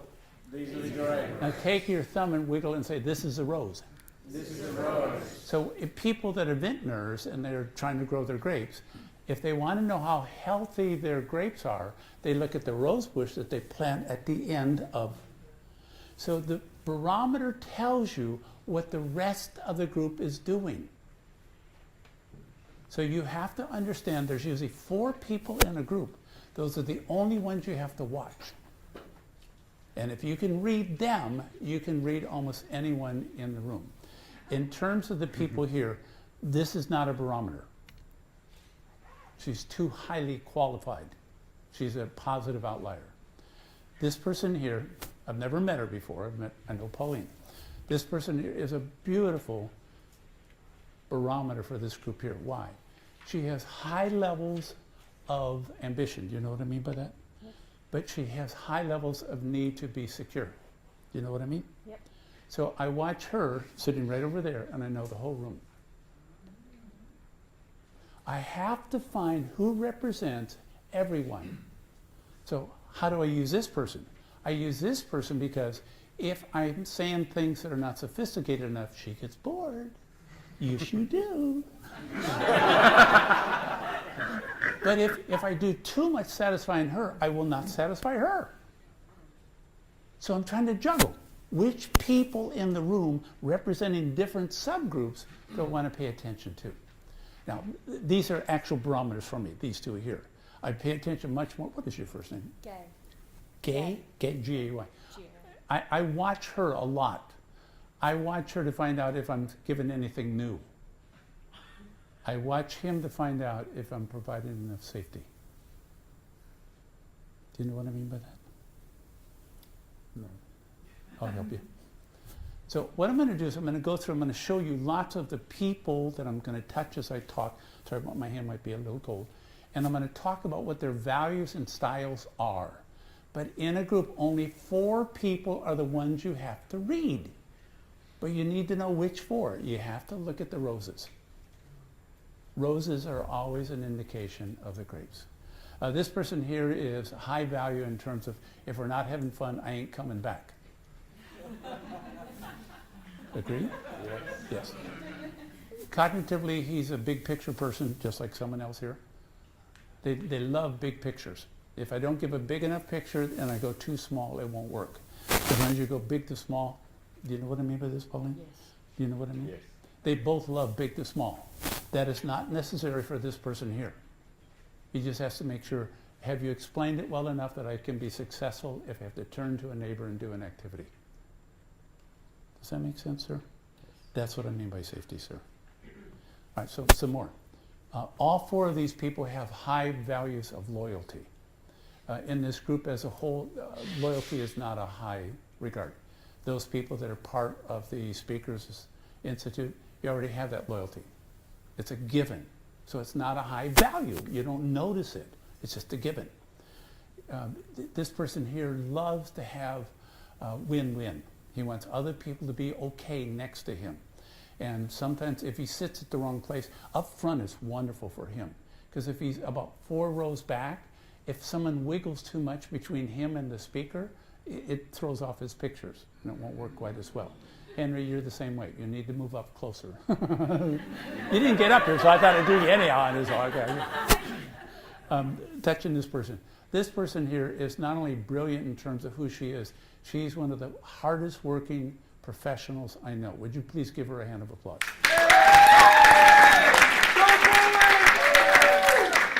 So what happens is if she finishes a keynote and you happen to be in the audience and you come up and say, wow, Pauline, that was really great. You missed her core. You have to say, Pauline, you must work very hard to get to the level that you're at now. Now you get her. Don't you dare give her praise as if she was born with it. Do you know what I mean by that, Pauline? That's what I said to everyone yesterday. Tell me why. Yeah. Give me the data. Yeah. It is. She is not motivated by praise. She's my finest kind of person that I want to always train, which is she wants to improve, not be perfect. And every once in a while you want to be perfect, and I'm going to slap you. You don't get to be perfect, friend. Excellent. Thank you. This person here is so much a member of community. He will fit in wherever a community is formed. He will be quiet. He has one of his highest values. What is your first name, sir? Dennis. Dennis, one of his highest values is synergy. Although I am motivated by praise. Sorry. I love your hair. I love it. He's absolutely fine if everyone else is fine and we're moving in the same direction. So you're going to find him always aboard in terms of, let's figure out what are we doing, how are we going to do it, let's do it. So get it done is one of Dennis says, you know what I mean by this, Dennis? Yes. It's one of the strongest values. I'm going to come over here. This is one of the people that is the highest perceptual person in the room. And I just told Jody back there, Jody, wave your hand. If you end up being part of this program, I want Jody to push you in terms of perception. You have higher perception than someone else who's very, very good. And I want you to teach her how you see what you can see. You're able to walk down the street and you can see what's going on and you know if you're safe or not at all times. And whatever that background is, you thank that background because it's taught you how. Is the environment appropriate? And if it isn't, you're gone. You'll get out of there as fast as you can. Now, the reason why I'm doing all this is I want to show you what is humanly possible. If you work your tail off really understanding nonverbals, you can see people walking down the street and you know exactly what motivates them. But here's the secret to why do you want to know what motivates them? Would you please, someone that I'm meeting for the first time today, would you raise your hand? Good, if you don't mind. So if I may, I want people to watch your face. So I'm going to come over here so you can see her. What is your name, please? Caroline. This is about a minute to go before we wrap it up. If you want to understand why do you want to know someone's values and styles, is that if you make a suggestion to someone and you just make the suggestion on their behavior, it will not motivate them. But if you say, because you're already committed to, and you say their motivation, then say the suggestion, it works. Now watch your face as I do just a suggestion. So Caroline, when you're involved with meetings and you have some kind of a chairmanship or chairpersonship, if you would, go a little more visual with people. The agenda. Now you saw what her face looked like. Now watch the same suggestion if it go like this. Because you're so committed to win-win, and you want to get things done. So what happens is, if you can say someone's value and then say a behavior, they don't feel like they're deficit. You're giving them a means to the end. Whereas if you only give feedback, it's as if they're saying, I'm not adequate. You say you are adequate. Now here's the wording. Because you're already committed to. Everyone? Because you're already committed. One more time, bob your head. Because you're already committed. You may find it helpful. Go. You may find it helpful. Does that make a difference? Yeah, it does. I don't know why though. Yeah. Would you please give these 4 people up here a hand of applause? Thank you, Dennis. Okay, we have time for a couple of questions, and then we're going to turn it back over to Sam. Please. Michael, I noticed when we did the exercise before, we didn't have a chance to talk about it, but I noticed when we did the exercise before, when I was up there trying to use my peripheral vision, but also thinking, my ability to use my peripheral vision dropped. Yes. So when you're talking about know your content, yes. So you can work on it. But if I may, females have higher peripheral view than men do. If you'd stand up here just for a second, and Donna, you would. Sorry, we never got around to the one thing we talked about. If you would look at the group, look at the group. Now, Donna, what I want you to do is I want you to put the weight on one hip more than the other. Got it? I want you to put the weight on one hip more than the other. Now, I'm going to ask you to look at the camera back there, and I want you to see if you can talk looking at the camera. And after about a half a minute, I'm going to tap you on the shoulder and say, what did you see in terms of any changes in the room? Just be yourselves, folks. You don't have to do anything special. Get ready. You're looking at the camera, ready. Both talk at the same time. Say words. No, words.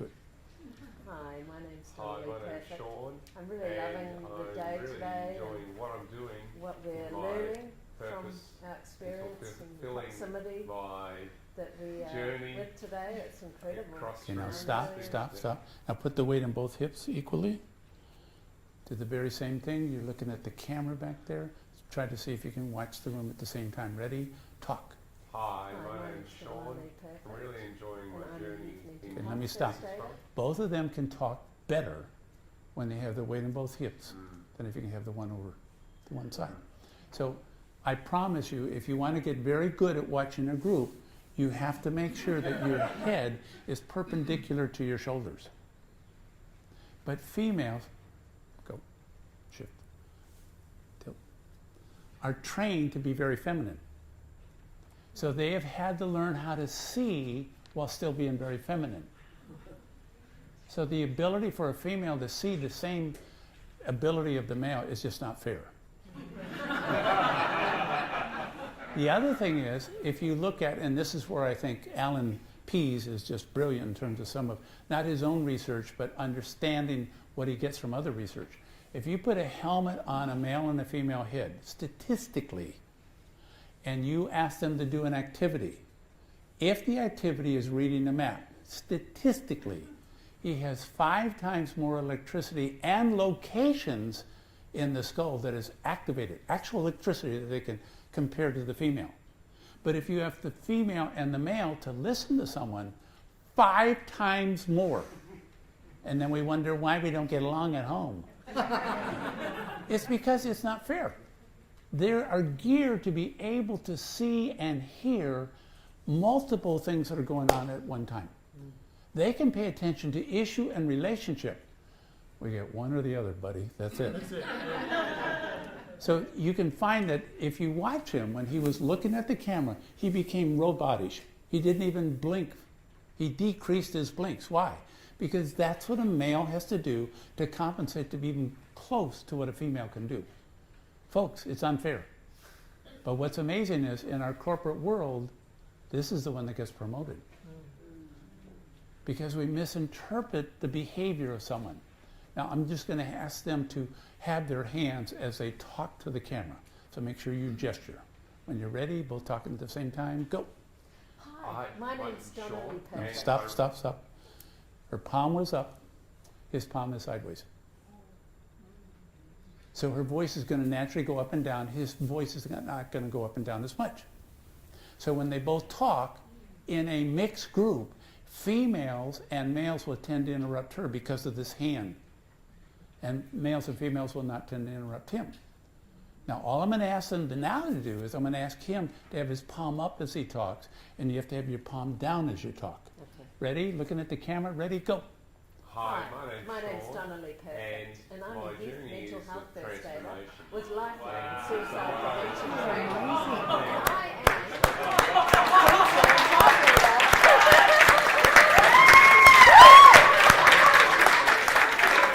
Thank you. Wow. Thank you. We're finding amazing information about people. One of them, if you'd like to do, that is something you can do outside here, that is just so incredible. Craig, if you don't mind. Michael, if you don't mind. You can ask you to come up. Is it Wendy? What's your name? Will. Do you mind being right here? Here's one of the things we're finding that's just amazing. And please do this on your own. And all it is what's called listening. Now, you already have a chart over here. I recommend you take a picture of this.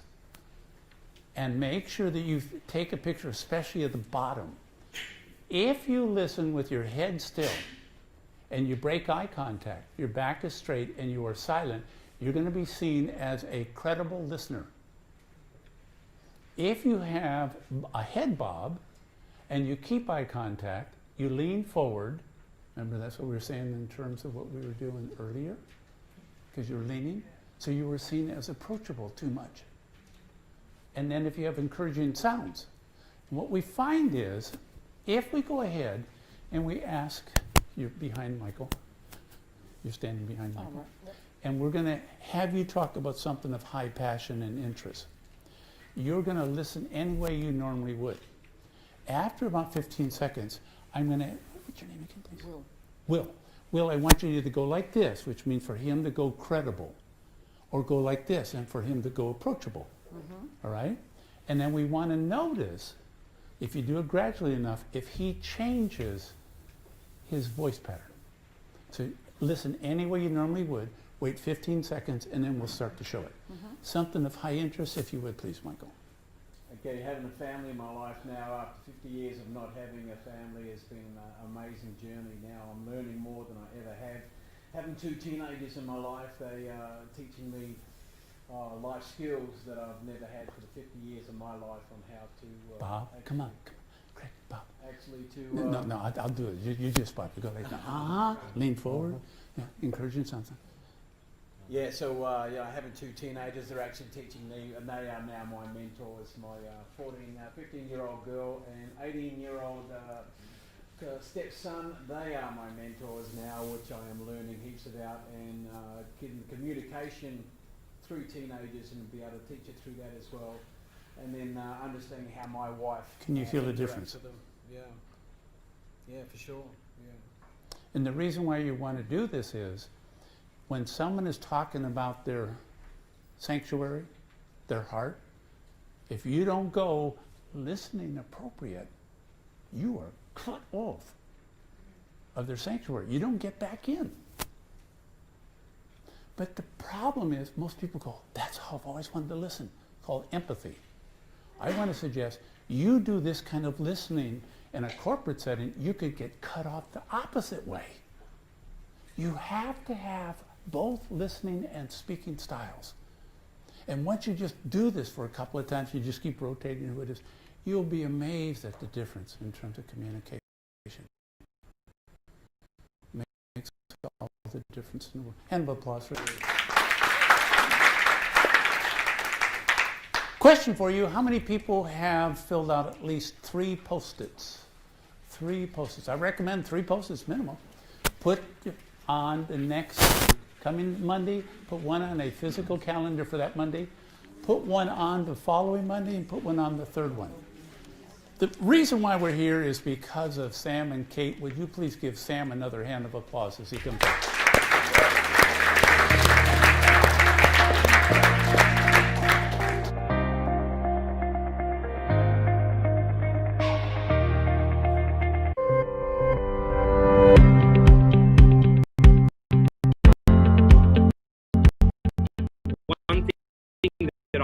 That I want to is investing ultimately spending online education. If you can learn how you can influence more powerfully through video, if you can learn how to create like your online virtual product and even make money online right now, then I'd love to help you through that journey as well. To all the staff from Speakers Institute, you guys have been really supportive and really, really lovely and encouraging.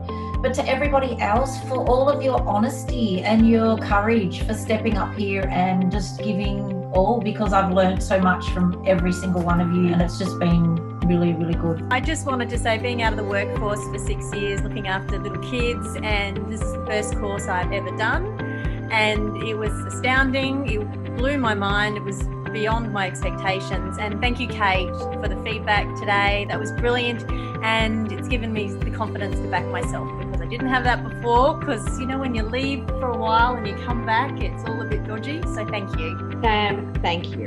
Thank you. Thank you. That has been absolutely awesome. I've learned a hell of a lot today, and I really feel like we're all improving. So thank you so much. It's been really awesome. I wish everyone all the best on the course. I think it's a wonderful course. And Sam, you've created an amazing business, but I also want to congratulate the people you've got working underneath you, because it wouldn't be that great if you didn't have all this wonderful resource. And I congratulate them for supporting you. It's excellent. I'd actually just like to thank Sam and the team so much for everything you've done, but I'd really like to thank everybody else. I have learnt so much from all of you. It's just been so exhilarating. I'm so excited for each and every one of you because it's just the growth in such a short space of time has been phenomenal. So thank you all very, very much. So I want to say, look, I've forever been doing courses and programs. I've probably spent over $350,000 in my life. This was worth every cent. I'm very, very impressed with the level of knowledge of the coaches. And they just kept offering gold nugget after gold nugget. Definitely was worth every minute as well. So thanks. Hi guys, I just wanted to say my work relies on face-to-face workshops, speaking at conferences around the world. So investing in this course is really about looking to the future. So it's really an investment in the long term. It's been a really, really professionally put together course. So commendations all round to all of you.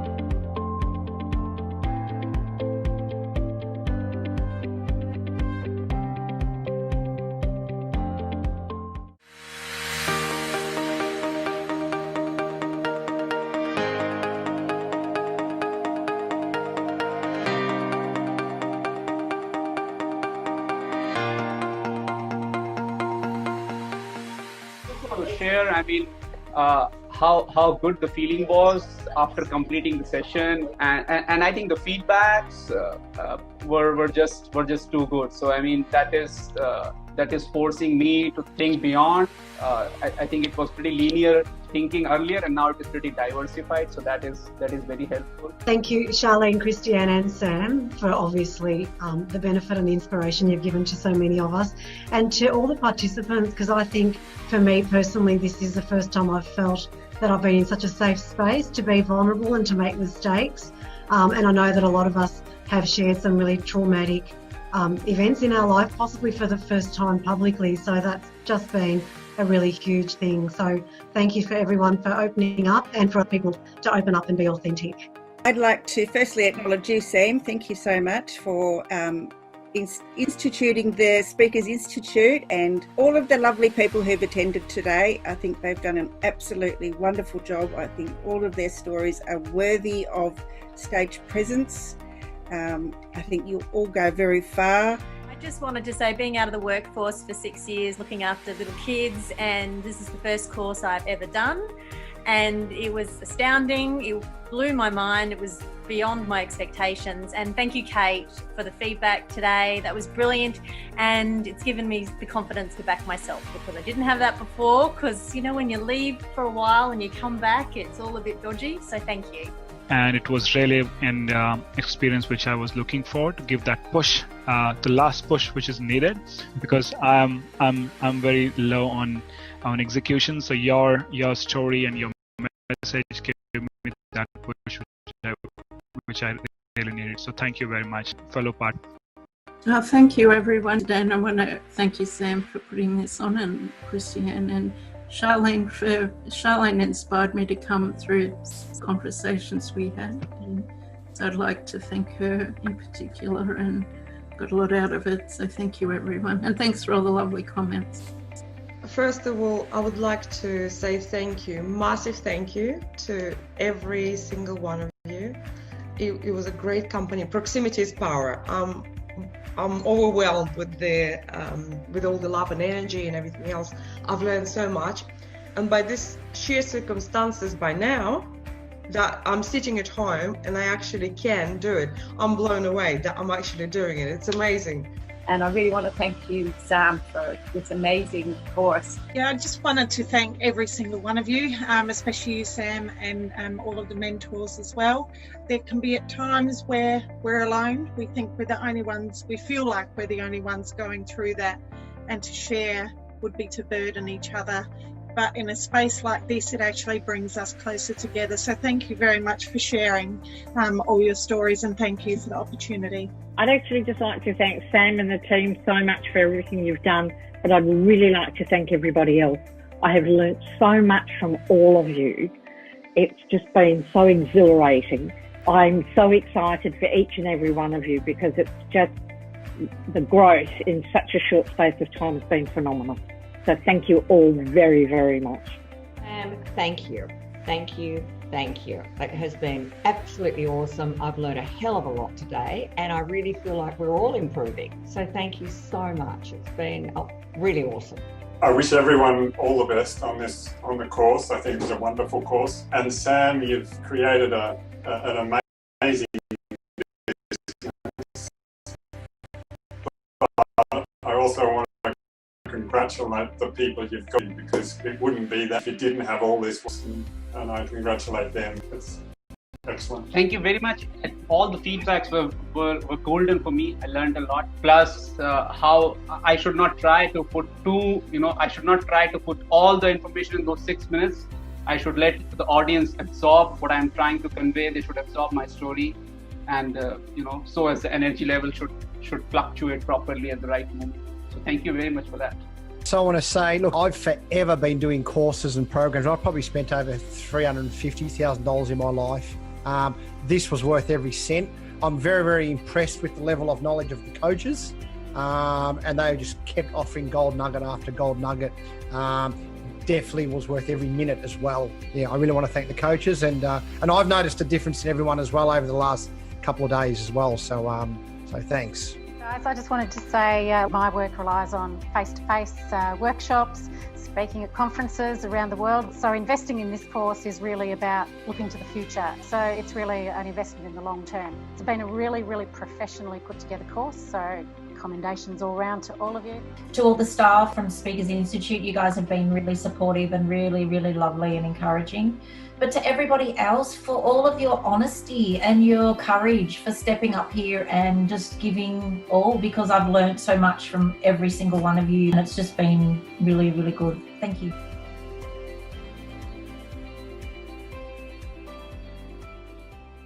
Speakers Institute has given me the clarity, they've given me the confidence, and they've given me the belief in myself that my story is of value and is worth sharing.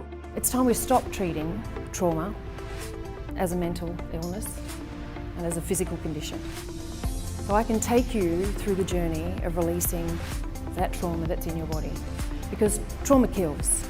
And if you have a story or something you want to share, or just feel better about yourself and in life, then I suggest you do this course. It is absolutely brilliant. You have a life experience that is compelling to all of us. Your authority to speak that to the world, that is yours.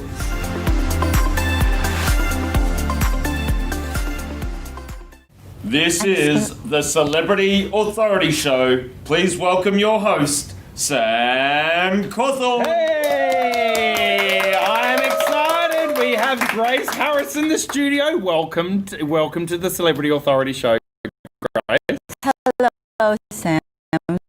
Thank you for having me. Very excited. Thank you. So, Grace, you're like a coach. Tell us more about what exactly is a transformational coach. A transformational coach is someone who, well, there are different levels of inspiring and motivating people. So the first one would be to inspire people. So just give them some inspiration, provide them some thought, some wisdom, experience perhaps. And then you get to motivate them. You know, you move them to do action. They might go home and be really pumped. Could be for a week, a month. But then to transform them is quite different. Because you're not only inspiring and motivating people, Sam, you're actually pushing them beyond their limits. You're challenging them. You're lifting them away from their comfortable zone. So I do that. Yes, and I love it. Look, that is really inspiring and also transforming as well, which I love. Grace, I'm interested to unpack that in a moment, but share with us a little bit more about your personal journey. What brought you to this place of, you know, being an expert in personal development in a way? So tell us more about your story. Yeah, sure. It was really organic. So I was born and raised in the Philippines, and when I was 5, I was abandoned and left behind by my parents, and so that was okay. I mean, I'm okay with it now. It was a decision that was made. How old were you? 4 or 5. Do you remember? Yes, I do. So you were abandoned by your parents. How did they do that? It wasn't, well, it was simple. So we went, I was told, we're going to visit your grandmother. And so, yeah, you visit, you know, blue dress and all, yeah. It was a visit. And then I was told, you stay here, I'll be back this afternoon. And that's exactly what I did. I waited all day. And, at your grandma's house? Yes. She was there though? Yes, yes, Yeah, okay. yes. And that was it. They didn't come back? No. So I understand that now. It's people make decisions, yeah? And that's what happened. But then it was more about how I had to raise myself. And that's where it all started, because it was very colorful, texture-wise. And How do you mean by colourful? as in, it was fun, it was challenging, it was memorable, but it was also traumatic. You must have had some level of resentment toward your parents initially. I mean, I can see now that you've forgiven them, but initially... Yes, for a long time. Not for a toward 5-year-old. Yeah, not towards my dad, because he wasn't there. But then my mom she made the promise. So it was difficult, but then it took me a long time. It came with me for approximately 3 decades. And I didn't even know. See, that's how it was organic, because How do you mean you didn't know? I didn't know that I resented her. Because you get so busy. So did you see her at all during those 30 years? Like, when was the next time you saw her after she abandoned you? A few times. She didn't live very far away, like 4 blocks away. So she would visit sometimes. Not me, but just visit, as in be present. I don't really know the purpose of the visit, because there were no conversations. It was just like she's a different... There was no emotional connection to you? So that was okay. I mean, it wasn't okay. I wasn't consciously not okay with it. It was only later on when I realized, okay, that wasn't okay. Yeah. Yeah, so organic. Very organic. And then, and so you what, like grandma took care of you? No, I did. At 5 years old? Yes. And so I'm going to be very vulnerable with you. And yeah, it wasn't easy. And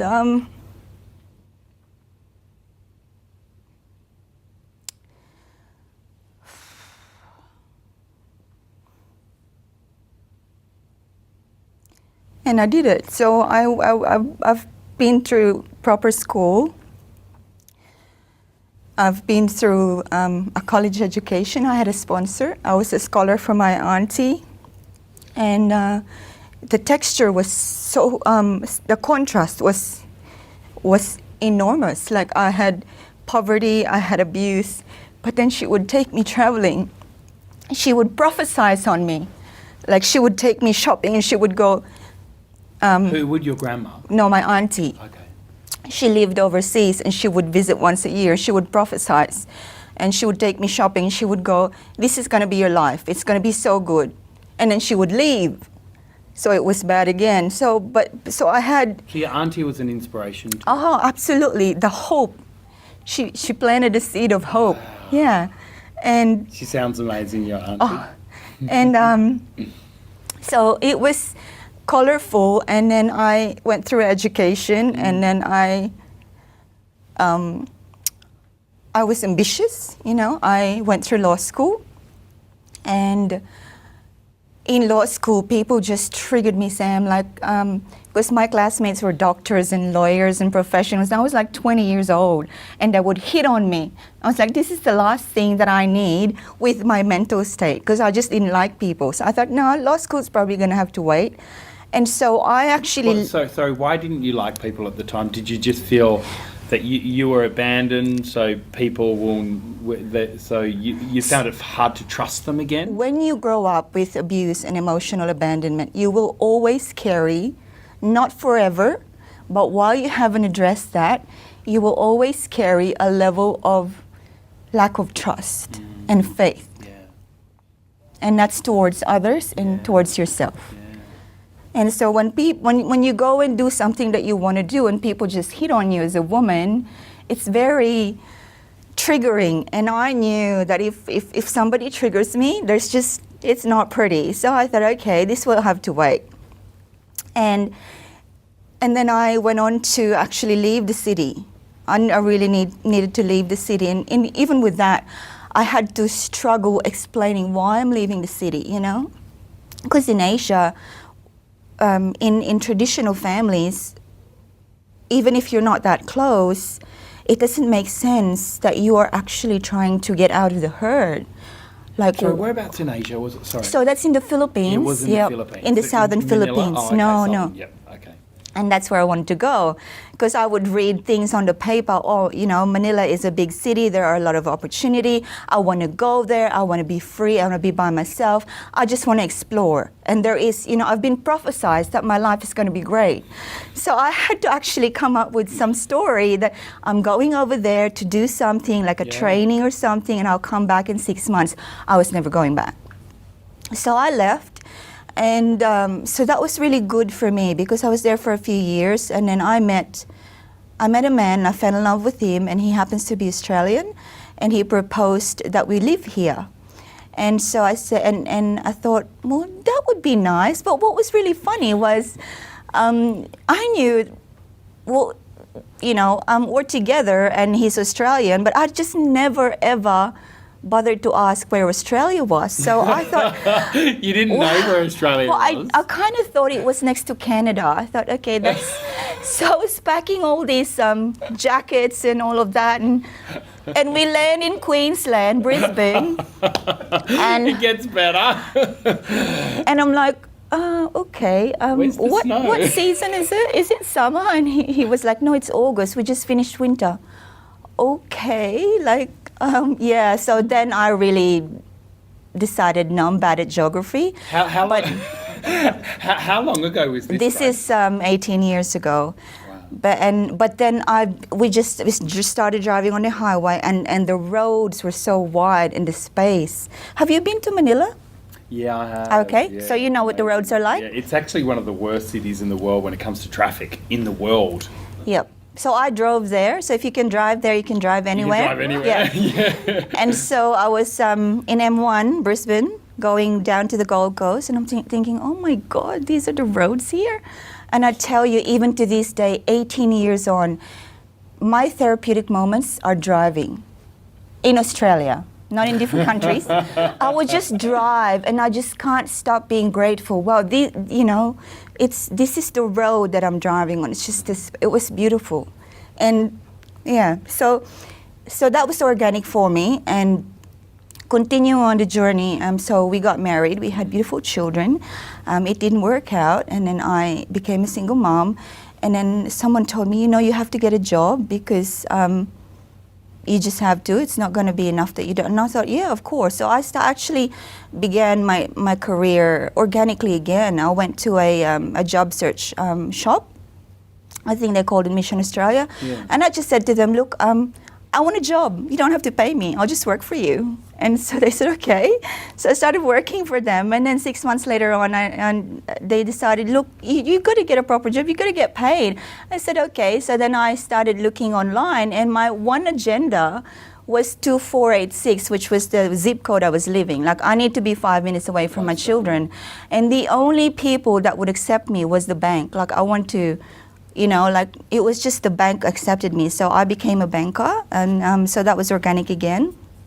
And that career really increased my trust in people. Wow. And my love for people. Wow. Yeah. Grace, can I just very quickly just go back to what you said earlier on? You said it wasn't until 30 years later when you resolved with your mum. Yes. I'm sure there are people out there that you know, maybe bitter towards another human being because of something that might have happened in their past. Would you mind sharing us how you resolved with your mum?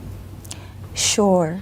A certain psychologist said to me, write her a letter and don't send it.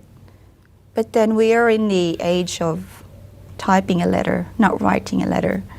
So I did that, and the send was just too easy to hit. And so you sent it? Yes, I sent it. It was. What was? It was explosive, Sam.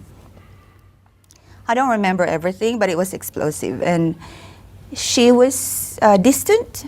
She was distant, and it started from there. And then I went home on my. How do you mean by it was distant? So she didn't reply? She did, and she said something around the lines of, "You're special to me. I didn't realize that's how I made you feel, and it was a long time ago."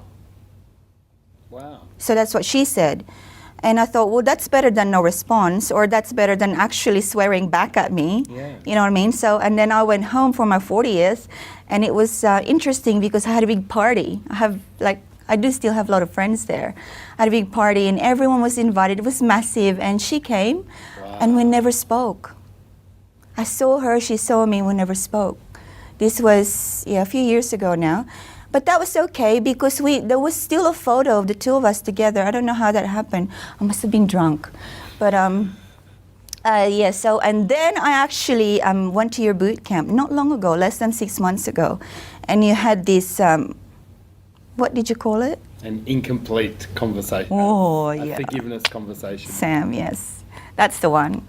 Yeah, I didn't know that, So you asked everyone, you explained to everyone what an incomplete is, and you said you cannot go on to this boot camp if you are incomplete.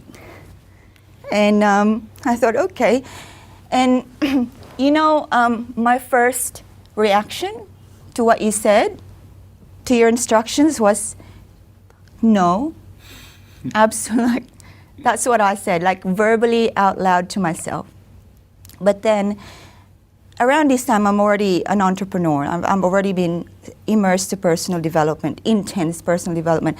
That's what I do now. I coach people in business and PD. So I already worked through it. So there was a voice behind me going, is that the best you can do? Say no. I'm thinking, oh God, here we go. So I'm thinking, I'm scrolling on my phone, and there was a number for my mom. And I said, okay, I'll give it a go. I dialed it, and it said, the number you dialed is not in service. I'm like, yes. That voice again saying, is that really the best you can do? So that's the recovering, that's the voice of a person who's really transforming herself. Like, is that really all you can do? And think, okay. And just to give people a background here, basically, whenever you have an incomplete, what an incomplete is something where you might have an ill feeling towards another human being. And the only way to complete an incomplete is to have a forgiveness conversation. So the challenge that we had in our bootcamp experience was you have to go and have this forgiveness conversation. Sorry, I just wanted to mention that. So you found the number? You've given me 5 minutes or 10 minutes. I didn't find the number, but the voice said I can do something better. So I've actually stalked my mom, literally, as in social media, called people, what's her number, and I got it in a couple of minutes. It's that easy. So when if you really want to do something, there are no excuses. I was not going to go through the 3 days incomplete because that was, it's just not that want to grow. And I called her, and oh my God, I was so surprised. She was so happy to hear. She was being soft person, and I'm just like. Yeah, and I was like, okay, well, that's great. Yeah, it really set me up. Wow. And I suppose that's what makes you a really good transformational coach, because you've had the transformation yourself. Yes. And so you're speaking from conviction and from experience to help other people. Is that right? Yes, yes. You can only transform people if you are continuously transforming every day. Yourself. And if there are people out there that that need a level of transformation, is there an easy way to help us and coach us how to do that? Oh, absolutely. I do now talk about being unapologetic, and that's about the paradigm of self-love. The one thing where you have to start to transform yourself is from a place of self-love, because this is what's been taken away from you. Right. And so that's what you've got to learn and identify. All our life we operate from self-love, but it's just we have different paradigms for it. So in the paradigm of self-love that I teach, there are 4 key questions really that you need to start from. You need to ask yourself, at any given moment, what is your state? What is your state? Yes, when you're making a decision, what is your state? Are you happy? Are you sad? And then you've got to ask yourself, are you growing from this experience? Right. And if you are not growing, that's okay. But are you learning? Right. Yep. And if you could be growing next time, but as long as you're learning right now. Yeah. Now, is this whatever you are doing now? Question yourself, is it a short-term solution or a long-term solution? Because a short-term one could be a knee-jerk reaction that's not necessarily going to serve you in the long term.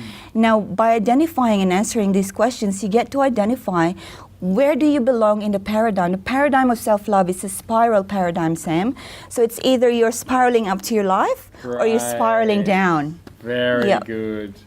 Hey, look, I've just loved this interview, and thank you so much for coming along here on the show. What do you do for you now to recharge so you can still operate at the level that you do have as a mum, as an influencer? What do you do for you to recharge yourself? I do yoga, and people think that's like, exercise. It's not. It's actually 8 limbs. I do the 4 limbs every day, which is asana, pranayama, yamas, and niyamas. So just to make it simple for you, pranayama is meditation. Asana is where you actually stretch yourself, you bend your body, you twist your body, and that's really good for your organs and all of that. So I can't live without that. But if there was one thing that's left for me to do every day, I would choose gratitude. Yeah. And that's, I can't live without being grateful. Written, verbal, mental. If I'm feeling out of sync, out of center, that's what I need. Right. Grace, thank you so much for coming along the show. However, look, just before you go, we actually have a bit of a challenge, a bit of fun. Okay. It's 10 questions in 60-second challenge. So Grace Harris, do you accept the challenge? I do. All right, Grace, your time starts now. Favourite colour? Pink. Of course. Favourite food?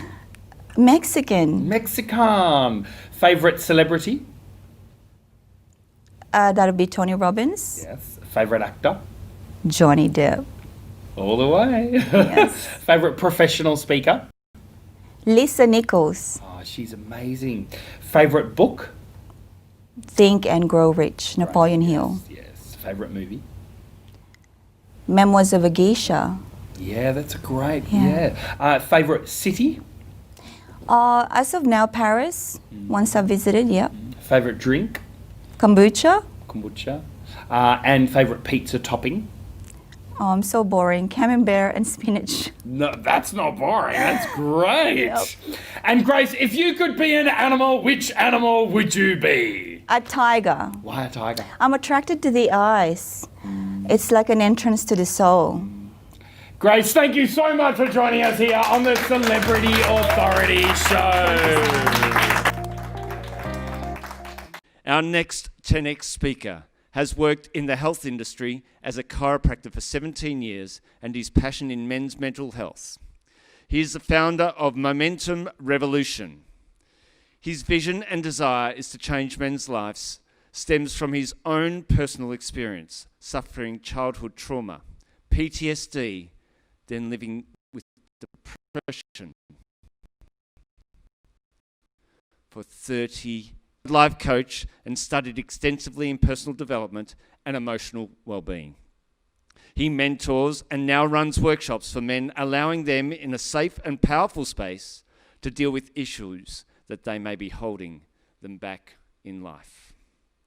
Would you please give a massive, warm welcome to the man of the moment, Brett Dellar.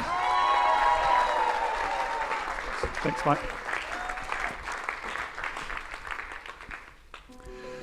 As you know, most of you know, men can do some pretty silly, crazy and sometimes stupid things. And it's like we catch a virus and I call it dumb shititis. We do these silly things, but why? I think sometimes it's to challenge ourselves, sometimes to dare, or even a rite of passage. But I think on occasions it's just to try and feel something different because we have this pain inside. Now, we've all done stupid things at times, maybe not as crazy as these guys. But I look back at what I've done in the past and I think, you know what? Maybe I shouldn't have done that. And I've jumped off cliffs, bridges, I've bungee jumped. But about 10 years ago, I went 25 k's offshore by myself and I went spearfishing. And in front of me, coming towards me, was a 10-foot shark. And it wasn't cute, Shannon. And that particular day, I turned into a squid, except my ink, it wasn't black, it was brown, and it was everywhere, if you know what I mean. And I look back at my youth and I think at times, wow, maybe I've been lucky to survive at times. I'm sure there's men out there who probably are thinking the same. And when men do dumb stuff, they occasionally lose their lives, and that's a very sad thing, but it's not as sad, and the numbers of men we lose through that compared to suicide doesn't even compare. Do you know that the most common way for a male to die in this country between the ages of 15 and 44 is by their own hand? There's a mental health crisis going on here in Australia. I'm sad to say, but men are leading the charge. It's just not good enough, and I've decided that that has to change. I want to share some Australian stats with you about suicide. We lose 6.5 men every day in this country to suicide, and that's over 2,300 men a year, and that's twice that of the national road toll. What you might not know is for every suicide, there's 30 attempted suicides. That's 72,000 men a year. Scary. And I think one of the main reasons why the suicide and depression rates are so high is society's expectations of men and how we should act and behave, but the definition of what masculinity is. Because we've been told we should be strong and tough and hard and sometimes even violent when it's required. And a lot of us have been raised to believe that we shouldn't show our emotions or our feelings, that we shouldn't ask for help or cry, and we definitely shouldn't ask for directions, right? So how do we cope with these expectations that are thrust upon us? Well, that's simple. We put on a man mask. And a man mask is the face we show to the rest of the world that we're tough and strong and everything's okay. In reality, we're actually struggling with pain, hurt, depression, sometimes even trauma. Are man masks needed? Absolutely. They allow us to survive those traumatic events in our lives, like being bullied, losing a loved one, or having your heart broken. That's just a few. The problem is we don't just suffer from one traumatic event in our life, we suffer from many. And if we're not careful, they'll start to compound on top of each other and make us feel even worse. And what do? Pretend we're okay, continue to wear a man mask, and carry on. We take all that hurt, that pain, that emotional trauma, we stuff it down as far as we can. We try to ignore it. But if you push on something long enough and hard enough, pretty soon it's going to start to push back. I call that the volcano effect. And what happens is the pressure becomes so much that cracks start to form. And out seeps your emotion in the form of depression or anxiety. Or it simply just explodes. And it explodes through anger, rage, violence, or hate. Either way, it's going to take you down a dark road. But there is hope out there, and there is hope, and I'll share that with you in a few moments. One of the other problems we have when we take all that hurt, that pain, that anger, that we try and stuff it down, like I said, as far as we can, and we don't know how to deal with this pain that builds up inside of us. We're just not sure what to do. So what do we do with that pain and that hurt? We try and numb it. And we numb it any way we know how. Drugs, alcohol, sex, porn, gambling, TV, video games. Or we simply just withdraw from our family, from our friends, and we just shut down emotionally. You may know someone who's struggling. So I'd like to share a bit of my story. Me, aged 5. About 6 months after this photo was taken, when I was young, cute, innocent, and a bit of a rat bag, our family was transferred to a small country town. About 6 months later, I was sexually abused by a neighbour. Now, I can't remember his name or his face, but I have an image of him. I remember he had pictures of cars on his wall. I remember the texture of his bedspread. It creeps me. I don't remember what he said to me, but I know if I told anyone, I was in trouble. I remember exactly what he did. I remember exactly how he made me feel. And I felt guilt, shame, and embarrassment. The great thing about the brain is that when you're that young, you can't deal with that sort of trauma, so it actually locks it down until you are. And about 14 years later, all that trauma and pain came bouncing back at me. And I look back at my youth and my past and I went, why didn't you say something or do something?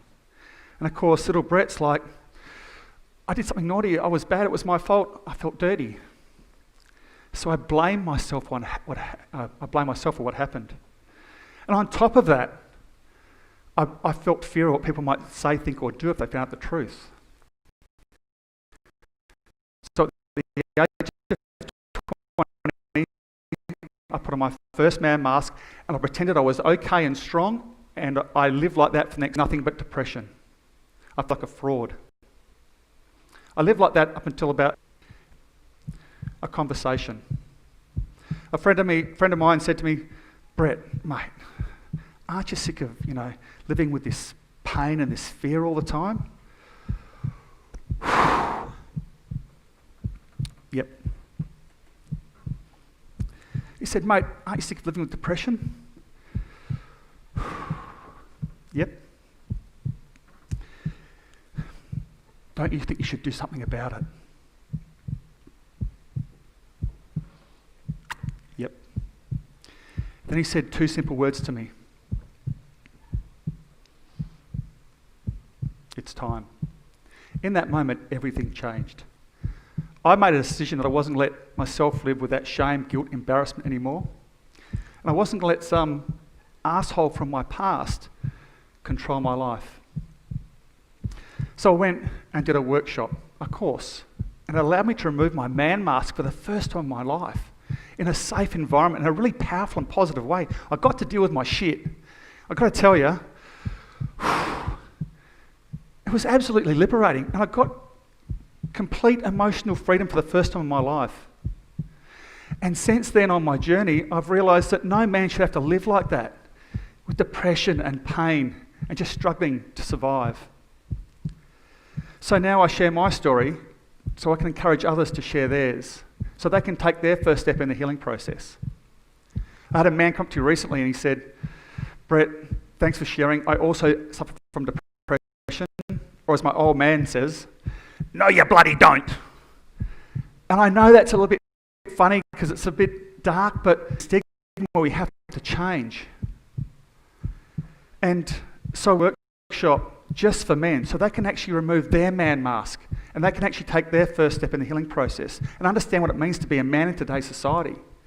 Could you imagine a society full of men who are respectful, honest, integral, passionate, authentic, emotionally strong and vulnerable?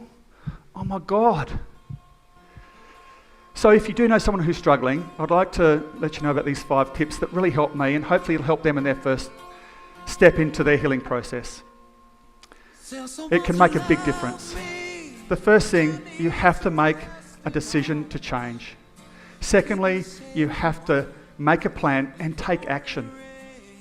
Third, you have to take action and deal with your shit. You have to set a time frame as well. And fourth, you have to actually ask for help, and men, when it's offered to you, accept the help. And finally, understand that this could be the first step to an amazing journey, which is the rest of your life. So men, by dealing with your shit, you become better men and better fathers. And by being better fathers, you get to pass this knowledge on to your children, which is powerful stuff. Our vision by 2030 is to see communities full of emotionally connected men and to reduce the suicide rates by 25%. So join the Momentum Revolution. Together we can change the world. We can save men's lives, and we can set a foundation so future generations can actually live these happy, fulfilled and empowered lives. Thank you. Woo! Thank you. Brett Dellar.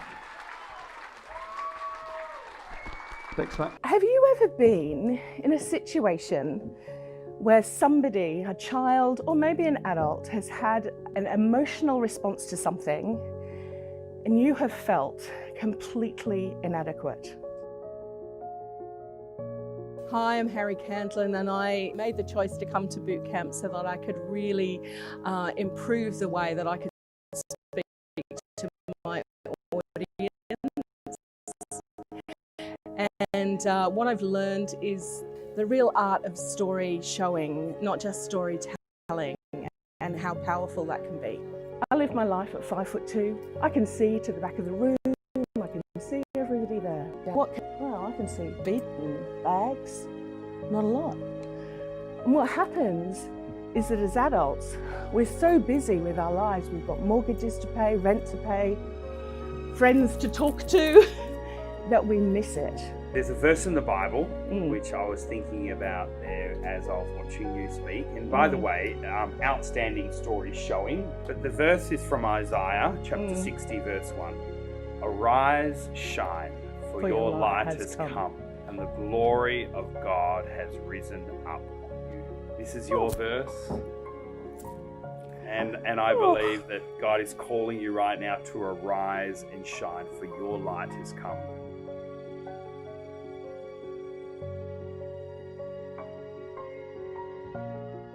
Hey guys, thank you so much for tuning in for today's episode here at Speakers TV. My name is Sam Cawthorne, and we are super excited about Speakers TV and about these episodes that we bring to you every single weekday, as well as also on every single Saturday. Guys, we'd love to hear from you. If you've got any feedback at all for us, or maybe you want to comment right now in the chat bar about what was your biggest takeaway from today's session. But also, not only that, why don't you join us? So here at Speakers Institute, we do have a number of programs such as our online boot camps or our protege program. At Speakers Tribe here, we're all about running these big, large annual conferences every year. But also, not only that, there is an annual membership that you can get where in your city we do have tribe gatherings, all really encouraging you going from where you are today to where you really want to be. Or maybe you want to tell your friends and your family about Speakers TV.